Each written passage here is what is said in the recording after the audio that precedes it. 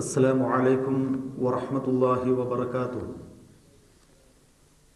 الحمد لله فاطر السماوات والأرض غافر الذنب قابل التوب شديد العقاب ذي الطول لا إله إلا هو نحمده ونستعينه ونستغفره ونستهديه ونتوكل عليه ونعوذ بالله من شرور أنفسنا ومن سيئات أعمالنا من يهد الله فلا مضل له ومن يضلل فلا هادي له ونشهد أن لا إله إلا الله وحده لا شريك له ونشهد أن محمدا عبده ورسوله أرسله بالهدى ودين الحق ليظهره على الدين كله ولو كره المشركون.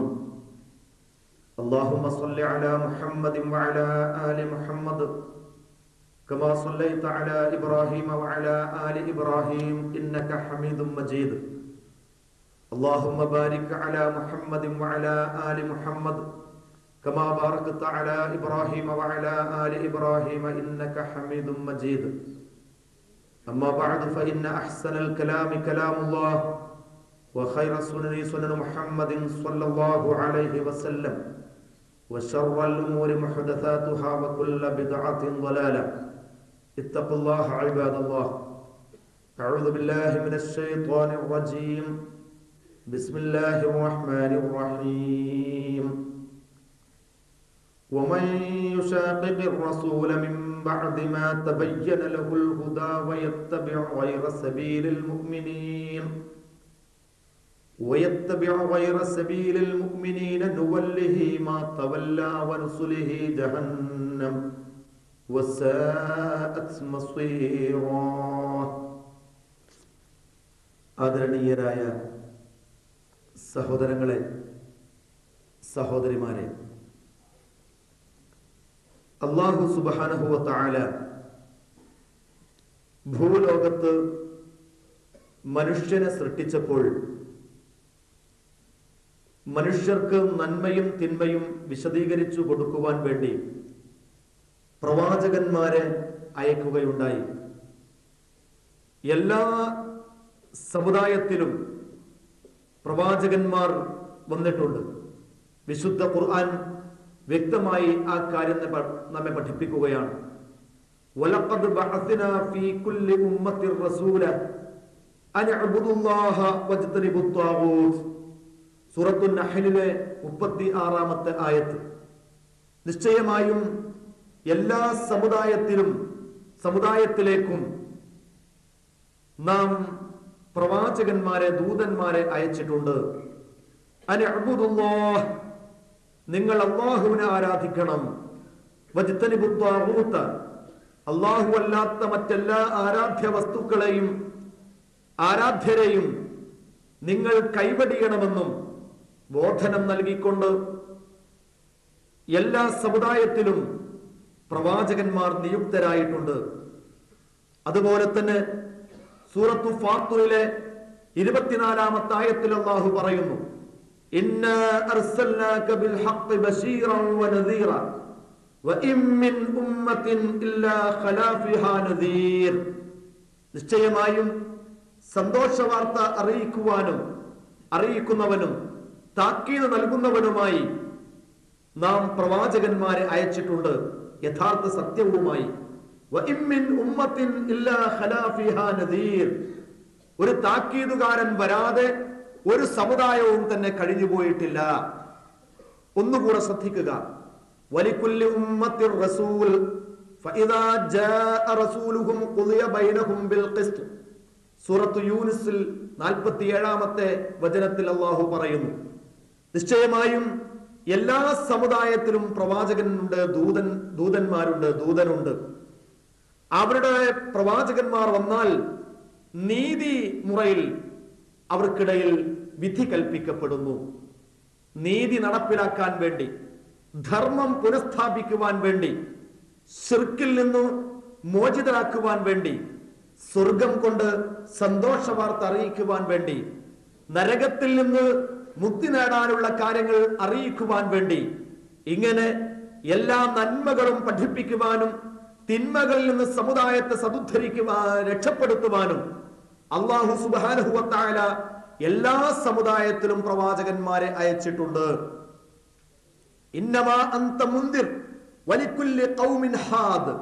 വേറൊരു സ്ഥലത്ത് സൂറത്തുർ റഅദിൽ 7-ാമത്തെ ആയത്തിൽ അല്ലാഹു പറയുന്നു, നബിയെ നിശ്ചയമായും താങ്കൾ ഒരു താക്കീതുകാരൻ മാത്രമാണ്. എല്ലാ സമുദായത്തിനും ആളുകളെ സന്മാർഗത്തിലേക്ക് നയിക്കുന്ന ഒരു നായകൻ വന്നിട്ടുണ്ട്. ഇങ്ങനെ നിരവധി ആയത്തുകൾ മാനവകുലത്തെ സൽപാന്താവിലേക്ക് നയിക്കുവാൻ വേണ്ടി പ്രവാചകന്മാരെ അള്ളാഹു നിയോഗിച്ചിട്ടുണ്ട് എന്ന് അറിയിക്കുന്നത് വിശുദ്ധ ഖുർആനിൽ നമുക്ക് കാണാൻ സാധിക്കും. ഈ പ്രവാചക കണ്ണികളിൽ അവസാനത്തെ കണ്ണിയാകുന്നു മഹാനായ മുഹമ്മദ് മുസ്തഫ സ്വല്ലല്ലാഹു അലൈഹി വസല്ലം. കഴിഞ്ഞുപോയ പ്രവാചകന്മാരൊക്കെ ഏതെങ്കിലും ദേശത്തിനോ കാലത്തിനോ ആയിരുന്നെങ്കിൽ ഇബ്രാഹിം നബി അലൈഹിസ്സലാമിന്റെ കാലത്തു തന്നെ ലൂത്ത് നബി അലൈഹിസ്സലാം ഉണ്ട്. ഇങ്ങനെ വ്യത്യസ്ത പ്രദേശങ്ങളിലേക്ക് വ്യത്യസ്ത കാലങ്ങളിലേക്ക് പ്രവാചകന്മാരെ അല്ലാഹു സുബ്ഹാനഹു വ തആല നിയോഗിച്ചിട്ടുണ്ടെങ്കിൽ അഷ്റഫുൽ ഖൽഖ് മുഹമ്മദ് മുസ്തഫ സ്വല്ലല്ലാഹു അലൈഹി വസല്ലം അവസാന പ്രവാചകൻ, അന്ത്യദിനം വരെ ജീവിക്കുന്ന എല്ലാ ജനങ്ങളിലേക്കുമുള്ള പ്രവാചകനാണ്. അന്ത്യദിനം വരെ ജീവിക്കുന്ന എല്ലാ മനുഷ്യർക്കും ഉൾക്കൊള്ളാൻ പറ്റിയ അമാനുഷിക ദൃഷ്ടാന്തം അഥവാ വിശുദ്ധ ഖുർആൻ, അതുമായിട്ടാണ് പ്രവാചക സ്വല്ലല്ലാഹു അലൈഹി വസല്ലം വന്നിട്ടുള്ളത്. ഓരോ ദിവസം ചെല്ലുന്തോറും വിശുദ്ധ ഖുർആനിന്റെ പ്രസക്തി വർദ്ധിച്ചു വരികയാണ്. ആ ഖുർആനെ വ്യക്തമായി ജനങ്ങൾക്ക് പഠിപ്പിക്കുകയും വിശുദ്ധ ഖുർആന് വിശദീകരണം നൽകുകയും ചെയ്യുക എന്നുള്ളത് പ്രവാചക സ്വല്ലല്ലാഹു അലൈഹി വസല്ലമയുടെ ബാധ്യതയാണ്. ലിതുബയ്യിന ലിന്നാസി മാ നുസ്സില ഇലൈഹിം, ജനങ്ങൾക്ക് അവതീർണമായത് അവർക്ക് വിവരിച്ചു കൊടുക്കുവാൻ വേണ്ടി വിശുദ്ധ ഖുർആന്റെ വ്യക്തമായ വിശദീകരണമാണ് പ്രവാചക സ്വല്ലല്ലാഹു അലൈഹി വസല്ലം നൽകുന്നത്. 23 വർഷക്കാലത്തെ ജീവിതം കൊണ്ട് കൃത്യമായി മനുഷ്യൻ ഉൾക്കൊള്ളാൻ പറ്റിയ രൂപത്തിൽ ഈ വിശദീകരണം പ്രവാചക സ്വല്ലല്ലാഹു അലൈഹി വസല്ലം നൽകുകയുണ്ടായി. ഒന്നാമത്തേത് അള്ളാഹുവിന്റെ ഖുർആൻ, രണ്ടാമത്തേത് പ്രവാചക സ്വല്ലല്ലാഹു അലൈഹി വസല്ലമയുടെ സുന്നത്ത്, ഈ വിശുദ്ധ ഖുർആനുള്ള വിശദീകരണം. ഈ സുന്നത്ത് എന്ത് എന്ന് ആദ്യമായി നമ്മൾ മനസ്സിലാക്കണം. എന്താണ് സുന്നത്ത്? എന്താണ് സുന്നത്ത്? പണ്ഡിതന്മാർ അവിഷയകമായി എന്താണ് പറയുന്നത്? അസ്സുന്നത്തു മാ സന്നഹു റസൂലുള്ളാഹ് ഖൗലൻ ഔ ഫിഅലൻ ഔ തഖ്രീറൻ. പ്രവാചക സ്വല്ലല്ലാഹു അലൈഹി വസല്ലമയുടെ വാക്ക്, പ്രവാചക സ്വല്ലല്ലാഹു അലൈഹി വസല്ലമയുടെ പ്രവൃത്തി, പ്രവാചക സ്വല്ലല്ലാഹു അലൈഹി വസല്ലമയുടെ മുമ്പിൽ വെച്ച് ആരെങ്കിലും വല്ലതും പറയുകയോ പ്രവർത്തിക്കുകയോ ചെയ്തിട്ടുണ്ടെങ്കിൽ പ്രവാചകൻ അതിന് നൽകിയ അംഗീകാരം, ഇതും മൂന്നുമാണ് സുന്നത്ത് എന്ന് പറയുന്നത്. മറ്റൊന്നുകൂടിയുണ്ട്, അസ്സുന്നത്തു മാ ജാഅ അനിൻ നബി സ്വല്ലല്ലാഹു അലൈഹി വസല്ലം മിൻ അഖ്വാലിഹി വഅഫ്ആലിഹി വതഖരീരിഹി വമാ ഹമ്മ ബിഫിഅലിഹി. നബി സ്വല്ലല്ലാഹു അലൈഹി വസല്ലമയുടെ വാക്ക്, പ്രവൃത്തി, അംഗീകാരം, പ്രവാചകൻ സ്വല്ലല്ലാഹു അലൈഹി വസല്ലം ചെയ്യാൻ തീരുമാനിച്ച കാര്യം എന്ന് പറഞ്ഞാൽ, ഒരു ഉദാഹരണം, നബി സല്ലല്ലാഹു അലൈഹി വസല്ലം മുഹറം 10 നോമ്പ് അനുഷ്ഠിച്ചിരുന്നു. എന്നിട്ട് പ്രവാചകൻ സല്ലല്ലാഹു അലൈഹി വസല്ലം പഠിപ്പിക്കുകയുണ്ടായി, വലഇൻ ബഖീതുൽ ആമൽ ഖാബിൽ ലഅസൂമന്ന താസുഅ, അടുത്ത കൊല്ലം ഞാൻ ജീവിച്ചിരിപ്പുണ്ടെങ്കിൽ 9 നോൽക്കുമെന്ന്. പ്രവാചകൻ നോൽക്കാൻ വേണ്ടി തീരുമാനിച്ചതാണത്. പക്ഷേ അത് നടപ്പിലാക്കുവാൻ അദ്ദേഹം ജീവിച്ചിരിപ്പുണ്ടായിരുന്നില്ല. അതുകൊണ്ട് താൻ ചെയ്യാൻ തീരുമാനിച്ച അക്കാര്യവും സുന്നത്തിൽ പെടുമെന്ന് ഇബ്നു ഹജറുൽ അസ്ഖലാനി റഹ്മത്തുള്ളാഹി അലൈഹി ഫത്ഹുൽ ബാരിയിലൂടെ നമ്മെ പഠിപ്പിക്കുകയാണ്. ഈ റസൂലുള്ളാഹി സ്വല്ലല്ലാഹു അലൈഹി വസല്ലമയെ കുറിച്ച്, അദ്ദേഹത്തിന്റെ ജീവിതചര്യയെ കുറിച്ച് വിശുദ്ധ ഖുർആൻ എന്ത് പറയുന്നു? ലഖദ് കാന ലക്കും ഫീ റസൂലില്ലാഹി ഉസ്വത്തുൻ ഹസന ലിമൻ കാന യർജുല്ലാഹ വൽ യൗമൽ ആഖിർ വദക്കറല്ലാഹ കസീറാ. സൂറത്തു അഹ്സാബിലെ 21-ാമത്തെ ആയത്ത്. നിശ്ചയമായും അള്ളാഹുവിന്റെ പ്രവാചകരിൽ നിങ്ങൾക്ക് ഉത്കൃഷ്ടമായ മാതൃകയുണ്ട്. നിങ്ങൾ എന്ന് പറഞ്ഞാൽ ആരാണ്? ലിമൻ കാന യർജുല്ലാഹ്, അല്ലാഹു സുബ്ഹാനഹു വ തആലയെ നല്ല നിലക്ക് കണ്ടുമുട്ടണം എന്ന് പ്രതീക്ഷിക്കുന്നവർ, പടച്ച റബ്ബിന്റെ പ്രീതി കാംക്ഷിക്കുന്നവർ, വൽ യൗമൽ ആഖിർ, അതുപോലെ തന്നെ അന്ത്യദിനവും അവിടെ സുഖം ലഭിക്കണം, സന്തോഷം ലഭിക്കണം എന്ന് പ്രതീക്ഷിക്കുന്ന ആളുകൾക്ക് നിശ്ചയമായും പ്രവാചക പുങ്കവനിൽ ഉത്കൃഷ്ടമായ മാതൃകയുണ്ട്. അള്ളാഹുവിനെ ധാരാളം സ്മരിക്കുകയും ഓർക്കുകയും ചെയ്യുന്ന ആളുകൾക്ക്. അപ്പോൾ പ്രവാചകൻ അവർകളാകുന്നു നമ്മുടെ ജീവിതത്തിൽ നാം മാതൃകയാക്കേണ്ടുന്ന വ്യക്തി. വിശുദ്ധ ഖുർആൻ ഒന്നുകൂടി ഉണർത്തുന്നു, യാ അയ്യുഹല്ലദീന ആമനൂ അത്വീഉല്ലാഹ വഅത്വീഉർ റസൂല വഉലിൽ അംരി മിൻകും. അല്ലയോ വിശ്വസിച്ചവരെ, നിങ്ങൾ അല്ലാഹുവിനെ അനുസരിക്കുക, വഅത്വീഉർ റസൂല, റസൂലിനെയും നിങ്ങൾ അനുസരിക്കുക, വഉലിൽ അംരി മിൻകും, നിങ്ങളിലുള്ള കാര്യകർത്താക്കളെയും നിങ്ങൾ അനുസരിക്കുക. ഇനി ഫഇൻ തനാസഅതും ഫീ ശൈഇൻ, വല്ല കാര്യത്തിലും നിങ്ങൾക്ക് ഭിന്നാഭിപ്രായം ഉണ്ടായാൽ, നിങ്ങൾ ഭിന്നിച്ചു പോയാൽ, ഫറുദ്ദൂഹു ഇലല്ലാഹി വറസൂൽ, അല്ലാഹുവിലേക്കും പ്രവാചകനിലേക്കും അതിനെ മടക്കുക. അല്ലാഹുവിലേക്ക് മടക്കുക എന്ന് പറഞ്ഞാൽ ഐ ഇലാ കിതാബില്ലാഹ്, അല്ലാഹു സുബ്ഹാനഹു വ തആലയുടെ ഖുർആനിലേക്ക്, അല്ലാഹുവിന്റെ സുന്നത്തിലേക്ക് മടക്കുക എന്ന് പറഞ്ഞാൽ, അല്ലാഹുവിന്റെ പ്രവാചകനിലേക്ക് മടക്കുക എന്ന് പറഞ്ഞാൽ, പ്രവാചകൻ ജീവിച്ചിരിപ്പുള്ള കാലത്തായിരുന്നു എങ്കിൽ പ്രവാചകനോട് ചോദിക്കാമായിരുന്നു. പ്രവാചകൻ വഫാത്തായാൽ ഇലാ സുന്നത്തി റസൂലില്ലാ, റസൂലുള്ളാഹി സ്വല്ലല്ലാഹു അലൈഹി വസല്ലമയുടെ സുന്നത്തിലേക്ക് മടക്കുക. ഇൻ കുൻതും തുഅ്മിനൂന ബില്ലാഹി വൽ യൗമിൽ ആഖിർ, നിങ്ങൾ അല്ലാഹുവിലും അന്ത്യദിനത്തിലും വിശ്വസിക്കുകയാണെങ്കിൽ അതാണ് ദാലിക ഖൈർ, അതാണ് ഏറ്റവും നല്ലത്, ഏറ്റവും ഗുണമായിട്ടുള്ളത്.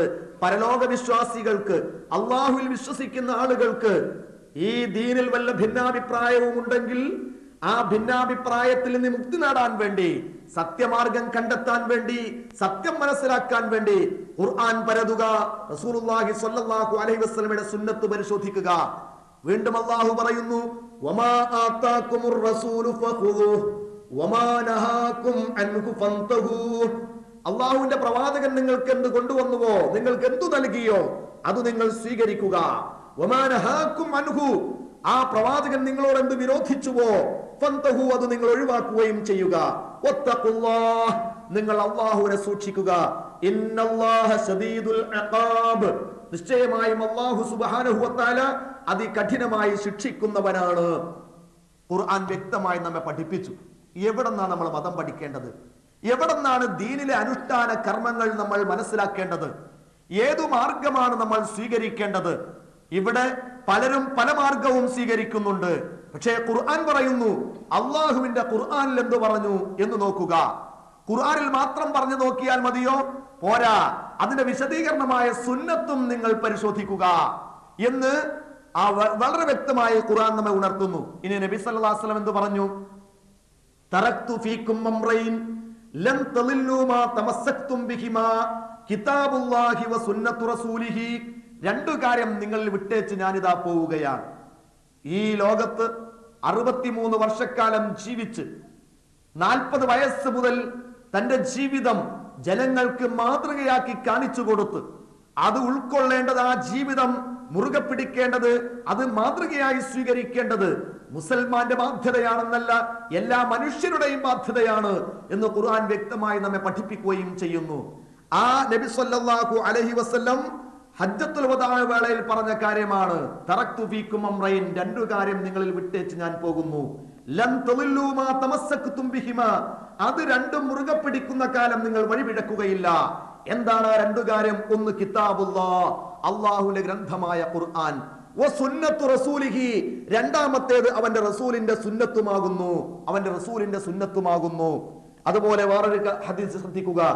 ഇർബാദ് ബിൻ സാരിയ റളിയല്ലാഹു തആല അൻഹു പറയുകയാണ്, വഅലനാ റസൂലുള്ളാഹി സ്വല്ലല്ലാഹു അലൈഹി വസല്ലം മൗഇദതൻ ബലീഗ വജ്ലത് മിൻഹൽ ഖുലൂബ് വദറഫത് മിൻഹൽ ഉയൂൻ ഖുൽനാ യാ റസൂലല്ലാഹ് കഅന്നഹാ മൗഇദതു മുവദ്ദിഇൻ ഫഔസിനാ ഖാല ഊസീകും ബിസ്സംഇ വത്ത്വഅ വലൗ തഅമ്മറ അലൈക്കും അബ്ദുൻ ഹബ്ശിയ്യുൻ فإنه من يعش بعدي فسيرى اختلافا كثيرا فعليكم بسنتي وسنة الخلفاء الراشدين المهديين تمسكوا بها وعضوا عليها بالنواجذ وإياكم ومحدثات الأمور فإن كل محدثة بدعة وكل بدعة ضلالة. വളരെ വ്യക്തമായി ഒരു മുസ്ലിമിന് ഉൾക്കൊള്ളാൻ പറ്റിയ രൂപത്തിൽ ലളിതമായി പ്രവാചക സല്ലല്ലാഹു അലൈഹി വസല്ലമയുടെ സുന്നത്തിനെ കുറിച്ച്, ഈ ദീനിൽ നാം സുന്നത്തിലില്ലാത്തത് ചെയ്താലുള്ള പറഞ്ഞാലുള്ള ആ അപകടത്തെ കുറിച്ച് ഉദ്ധരിക്കുന്ന ഈ ഹദീസ് നമുക്ക് വളരെ വലിയ തെളിവാണ്. അദ്ദേഹം പറഞ്ഞതെന്താ? ഞാൻ ഓരോ പദാനുപദം അർത്ഥം പറഞ്ഞ സമയം കൂടുതൽ എടുക്കുന്നില്ല. പ്രവാചക സല്ലല്ലാഹു അലൈഹി വസല്ലം ഞങ്ങളോട് ഒരു പ്രസംഗം നടത്തി. ആ പ്രസംഗം കേൾക്കുമ്പോൾ കേട്ടവന്റെ മനസ്സ്, ഹൃദയം ഭയചകിതമായി തീരും. കണ്ണിൽ നിന്ന് കണ്ണീർ ധാരധാരയായി പൊഴിഞ്ഞു. ഞങ്ങൾ ചോദിച്ചു, അള്ളാഹുവിന്റെ പ്രവാചകരെ, ഇതൊരു യാത്ര ചോദിക്കുന്നവന്റെ പ്രസംഗം പോലെയുണ്ടല്ലോ, അങ്ങ് ഞങ്ങളോട് വസിയ്യത്ത് ചെയ്യുക. റസൂലുള്ളാഹി സ്വല്ലല്ലാഹു അലൈഹി വസല്ലം പറഞ്ഞു, ഞാനിതാ നിങ്ങളോട് വസിയ്യത്ത് ചെയ്യുന്നു, നിങ്ങൾ കേൾക്കണം, അനുസരിക്കണം. നിങ്ങളുടെ നേതാവ് ഒരു കറുത്ത കാപ്പിരിയായ അടിമയാണെങ്കിലും പോലും നിങ്ങൾ അദ്ദേഹത്തെ അനുസരിക്കേണ്ടതുണ്ട്. എന്റെ ഈ മതത്തിൽ എന്റെ ശേഷം ജീവിക്കുന്ന ആളുകൾക്ക് ഈ മതത്തിൽ പല ഭിന്നിപ്പുകളും നേരിടേണ്ടി വരും. അങ്ങനെ ഭിന്നിപ്പുകൾ നേരിട്ടാൽ നിങ്ങൾ എന്തു ചെയ്യണം? നിങ്ങൾ എന്റെ ചര്യയെ മുറുകെ പിടിക്കണം. എന്റെ ശേഷം ഭരണം നടത്തുന്ന സച്ചരിതരായ ഖുലഫാഉർ റാഷിദുകളുടെ ചര്യയും നിങ്ങൾ പിൻപറ്റണം. ഒരു കാര്യം നിങ്ങൾ ആലോചിക്കുക, ഈ മതത്തിൽ പുതുതായി വല്ലതും കടന്നുകൂടുന്നതിന് നിങ്ങൾ പ്രത്യേകം സൂക്ഷിക്കേണ്ടതുണ്ട്. കാരണം മതത്തിൽ പുതിയതായി കടന്നുകൂടുന്നതെല്ലാം ബിദ്അത്താണ്, നൂതന ആചാരമാണ്. എല്ലാ നൂതന ആചാരവും അധർമ്മമാണ്, വഴികേടാണ് എന്ന് പ്രവാചക സല്ലല്ലാഹു അലൈഹി വസല്ലം പറഞ്ഞതായി ഇർബാദ് ഇബ്നു സാരിയ റളിയല്ലാഹു തആല അൻഹു വിശദീകരിക്കുകയുണ്ടായി. ഇനി നോക്കൂ നിങ്ങൾ, മഹാന്മാരായ പണ്ഡിതന്മാർ എന്തു പറഞ്ഞു. ഹദീസ് ഇഷ്ടം പോലെ സുന്നത്ത് പിൻപറ്റുവാനും സുന്നത്ത് അനുസരിച്ച് ജീവിക്കുവാനും ധാരാളം ഹദീസുകൾ നമുക്ക് കാണാൻ കഴിയും. മൻ അഹബ്ബ സുന്നതി ഫഖദ് അഹബ്ബനി വമൻ അഹബ്ബനി കാന മഈ ഫിൽ ജന്ന.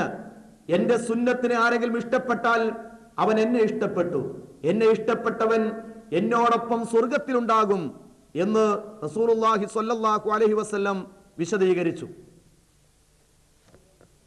ഇനി ശ്രദ്ധിക്കുക, ബഹുമാന്യനായ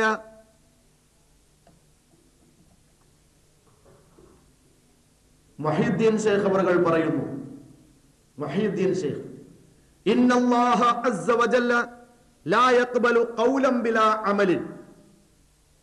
പ്രവർത്തനമില്ലാത്ത വെറും വാക്ക് ഒരിക്കലും അല്ലാഹു സുബ്ഹാനഹു വ തആല സ്വീകരിക്കുകയില്ല. വലാ അമലൻ ബിലാ ഇഖ്ലാസ്, നിഷ്കളങ്കത ഇല്ലാത്ത, ഇഖ്ലാസോടുകൂടി അല്ലാത്ത ഒരു പ്രവർത്തനവും അല്ലാഹു സ്വീകരിക്കുകയില്ല. വലാ യഖ്ബലു ശൈഅൻ മിനൽ ജുംല ഗൈറ മുവാഫിഖൻ ലികിതാബിഹി വസുന്നത്തി നബിയിഹി.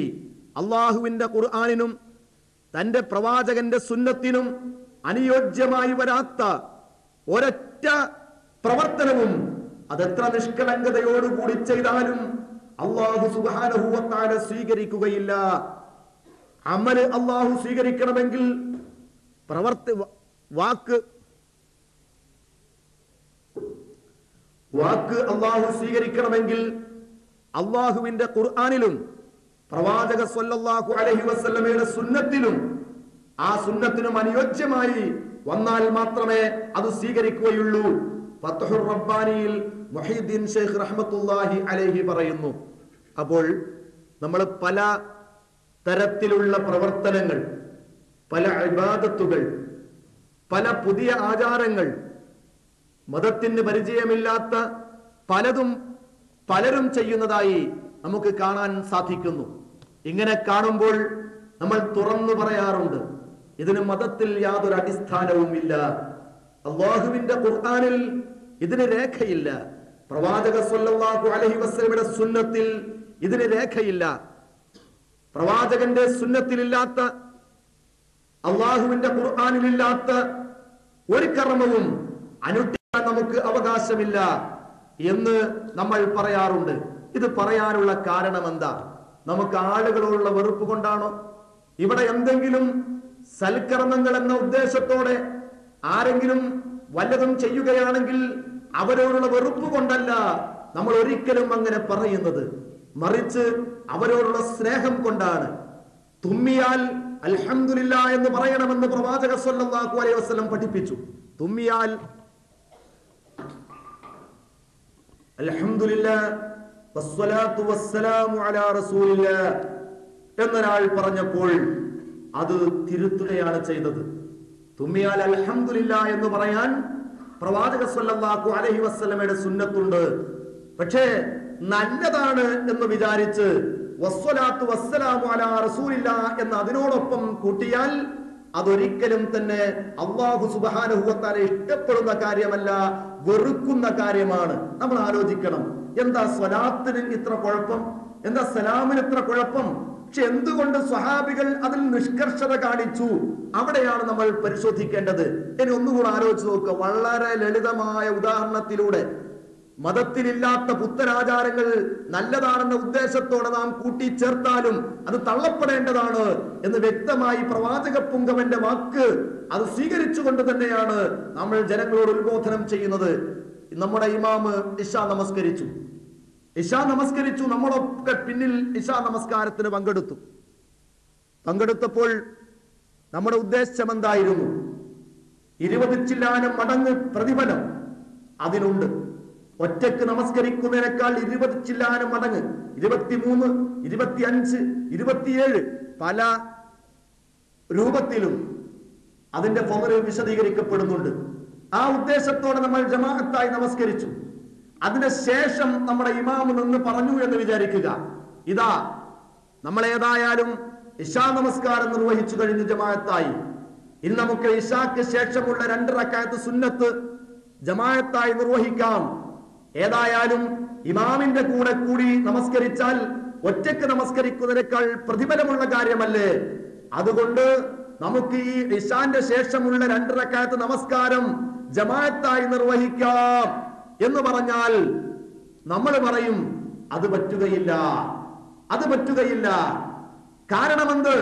നല്ലതാണെന്ന ഉദ്ദേശത്തോടെയാണ് ഇമാമ് പറയുന്നത്. കൂടുതൽ കൂലി കിട്ടട്ടെ എന്ന് മാത്രമാണ് അദ്ദേഹം ഉദ്ദേശിച്ചത്. ഒരിക്കലും ഒരു എതിരഭിപ്രായം ഉണ്ടാകാനല്ല, കുഴപ്പമുണ്ടാക്കാനല്ല. അദ്ദേഹത്തിന്റെ ഉദ്ദേശം എത്ര നല്ലതാണെങ്കിലും ശരി, പ്രവാചക സ്വല്ലല്ലാഹു അലൈഹി വസല്ലമയുടെ മാതൃക ഇശാ നമസ്കാരം ജമാഅത്തായി നിർവഹിച്ചിട്ടുണ്ടെങ്കിൽ ഇശാക്ക് ശേഷമുള്ള സുന്നത്ത് നമസ്കാരം അത് ഒറ്റക്ക് നമസ്കരിക്കുക എന്നുള്ളതാണ്. അതുകൊണ്ട് കാര്യത്തിന്റെ ഗൗരവം വളരെ പെട്ടെന്ന് നമുക്ക് മനസ്സിലാക്കാൻ സാധിക്കും. ഇതുപോലെ നാം ഇശാ നമസ്കരിക്കുന്നു. നമ്മുടെ നാട്ടിൽ ഇശാ നമസ്കാരത്തിന് നമ്മുടെ ഇമാമിന്റെ കൂടെ നമ്മൾ തുടർന്നു.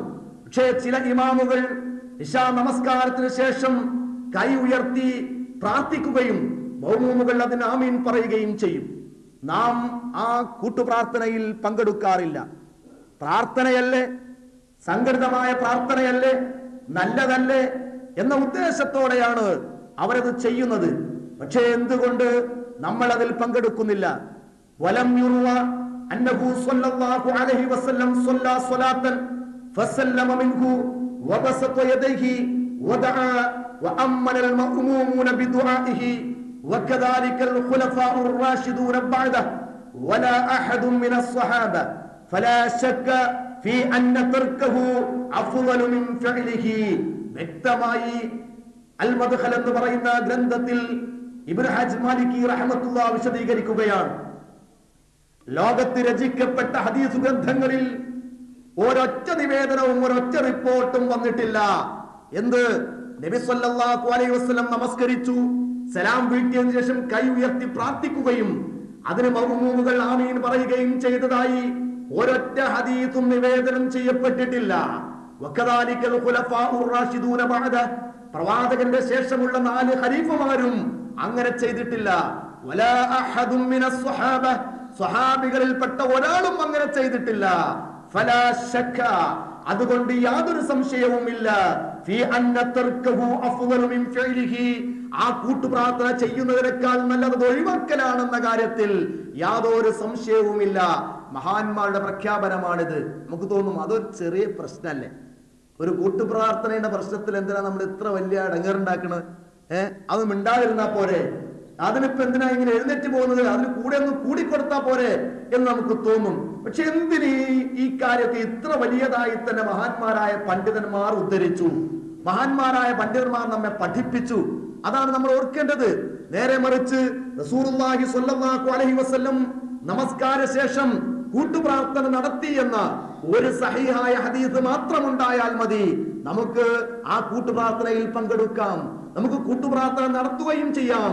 പക്ഷേ മഹാന്മാരായ പണ്ഡിതന്മാർ പറഞ്ഞത്, ലോകത്ത് രചിക്കപ്പെട്ട ഒരൊറ്റ ഹദീസ് ഗ്രന്ഥങ്ങളിലും ഒരു ഹദീസ് പോലുമില്ല, പ്രവാചകൻ ചെയ്തതായെന്നു മാത്രമല്ല സ്വഹാബികളിൽ മാതൃകയില്ല, സ്വഹാബികളുടെ അതുപോലെ തന്നെ ഖുലഫാഉർ റാഷിദുകളിലും അതിന് മാതൃകയില്ല. അതുകൊണ്ടാണ് റസൂൽ സല്ലല്ലാഹു അലൈഹി വസല്ലം പറഞ്ഞ വാക്ക് നാം പിൻപറ്റുന്നു. എന്ത്? കുല്ലു മുഹ്ദസത്തിൻ ബിദ്അ. മതത്തിൽ പുതിയതായി ആരെന്തുണ്ടാക്കിയാലും അത് പുതിയ ആചാരമാണ്, അത് അധർമ്മമാണ്. നബി സല്ലല്ലാഹു അലൈഹി വസല്ലം പറഞ്ഞ വാക്ക്, മൻ അമില അമലൻ ലൈസ അലൈഹി അംറുനാ ഫഹുവ റദ്ദുൻ. നമ്മുടെ കൽപ്പനയില്ലാത്ത വല്ല പ്രവർത്തനം ആര് ചെയ്താലും അത് തള്ളേണ്ടതാണ്. പ്രിയമുള്ളവരെ, നമ്മൾ ആലോചിക്കണം, ചെറിയ പ്രശ്നമല്ലേ എന്ന് പറഞ്ഞ് അതിൽ നിന്ന് വിട്ടുനിൽക്കാൻ നമുക്ക് സാധിക്കുമോ? പ്രവാചക പുങ്കവനെ അള്ളാഹു നിയോഗിച്ചത് ജനങ്ങൾക്ക് സത്യവും അസത്യവും വേർതിരിച്ച് പഠിപ്പിക്കാൻ വേണ്ടിയാണ്. നബി സല്ലല്ലാഹു അലൈഹി വസല്ലം തന്റെ ദൗത്യ നിർവഹണത്തെ കുറിച്ച് ഇങ്ങനെ പറഞ്ഞു, മാ മിൻ ശൈഇൻ യുഖർരിബുകും ഇലൽ ജന്ന ഇല്ലാ ഖദ് ഹദ്ദസ്തുകും ബിഹി വമാ മിൻ ശൈഇൻ യുബ്ഇദുകും അനിൻ നാരി ഇല്ലാ ഹദ്ദസ്തുകും ബിഹി. സ്വർഗ്ഗത്തിലേക്ക് അടുപ്പിക്കുന്ന ഒരു കാര്യവും നിങ്ങളോട് പറയാതെ ഞാൻ വിട്ടുപോയിട്ടില്ല. നരകത്തിൽ നിന്ന് നിങ്ങളെ രക്ഷപ്പെടുത്തുന്ന അകറ്റുന്ന ഒരു കാര്യവും നിങ്ങളോട് പറയാതെ ഞാൻ വിട്ടുപോയിട്ടില്ല എന്ന് റസൂലുള്ളാഹി സ്വല്ലല്ലാഹു അലൈഹി വസല്ലം വ്യക്തമായി പഠിപ്പിക്കുമ്പോൾ, നമസ്കാര ശേഷമുള്ള ഈ ജമാഅത്തായുള്ള കൂട്ടുപ്രാർത്ഥന, ആ കൂട്ടുപ്രാർത്ഥന അത് പുണ്യമുള്ള കാര്യമാണെങ്കിൽ പ്രവാചക പുങ്കവൻ നമ്മെ പഠിപ്പിക്കുമായിരുന്നു. നമ്മുടെ നാട്ടിൽ ഇവിടെ അത് കാണുന്നില്ല, പക്ഷെ നാട്ടിൽ ചെന്നാൽ നമ്മൾ എന്ത് ചെയ്യും? അവിടെ അങ്ങനെ നടത്തട്ടെ, ഇവിടെ ഇങ്ങനെ. അതുകൊണ്ട് അവിടെ ഇവിടെ നമ്മൾ നോക്കണ്ടല്ല, ഇവിടത്തെ അനുസരിച്ച് ഇവിടെ നീങ്ങുക, അവിടുത്തെ അനുസരിച്ച് അവിടെ നീങ്ങുക. നമുക്ക് യഥാർത്ഥത്തിൽ ഒരു ഭിന്നിപ്പാണ് ആ കാര്യത്തിൽ, ഒരു ഭിന്നിപ്പുണ്ട്. ഇവിടെ ഒന്നും അങ്ങനെ ഇമാമുകൾ ചെയ്യുന്നത് കാണുന്നില്ല. നാട്ടിലെ പല ഇമാമുകളും അങ്ങനെ ചെയ്യുന്നു.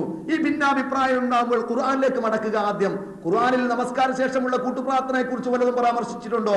ഒരു പരാമർശവും എവിടെയും നമുക്ക് കാണാൻ കഴിയുകയില്ല. ഇനി മടങ്ങേണ്ടത് പ്രവാചക സല്ലല്ലാഹു അലൈഹി വസല്ലമയുടെ സുന്നത്തിലേക്കാണ്. ആ സുന്നത്തിൽ വല്ല പരാമർശവും ഉണ്ടോ? ഒരു പരാമർശവും നമുക്ക് കാണാൻ കഴിയുന്നില്ല. അതുകൊണ്ട് എന്തു ചെയ്യണം? മൻ അഹ്ദസ ഫീ അംരിനാ ഹാദാ മാ ലൈസ മിൻഹു ഫഹുവ റദ്ദ്. നമ്മുടെ ഈ മതത്തിൽ, ദീനിന്റെ കാര്യത്തിൽ ഇല്ലാത്തത് ആരെങ്കിലും കൂട്ടിക്കലർത്തിയാൽ അത് തള്ളേണ്ടതാകുന്നു, അത് തള്ളേണ്ടതാകുന്നു.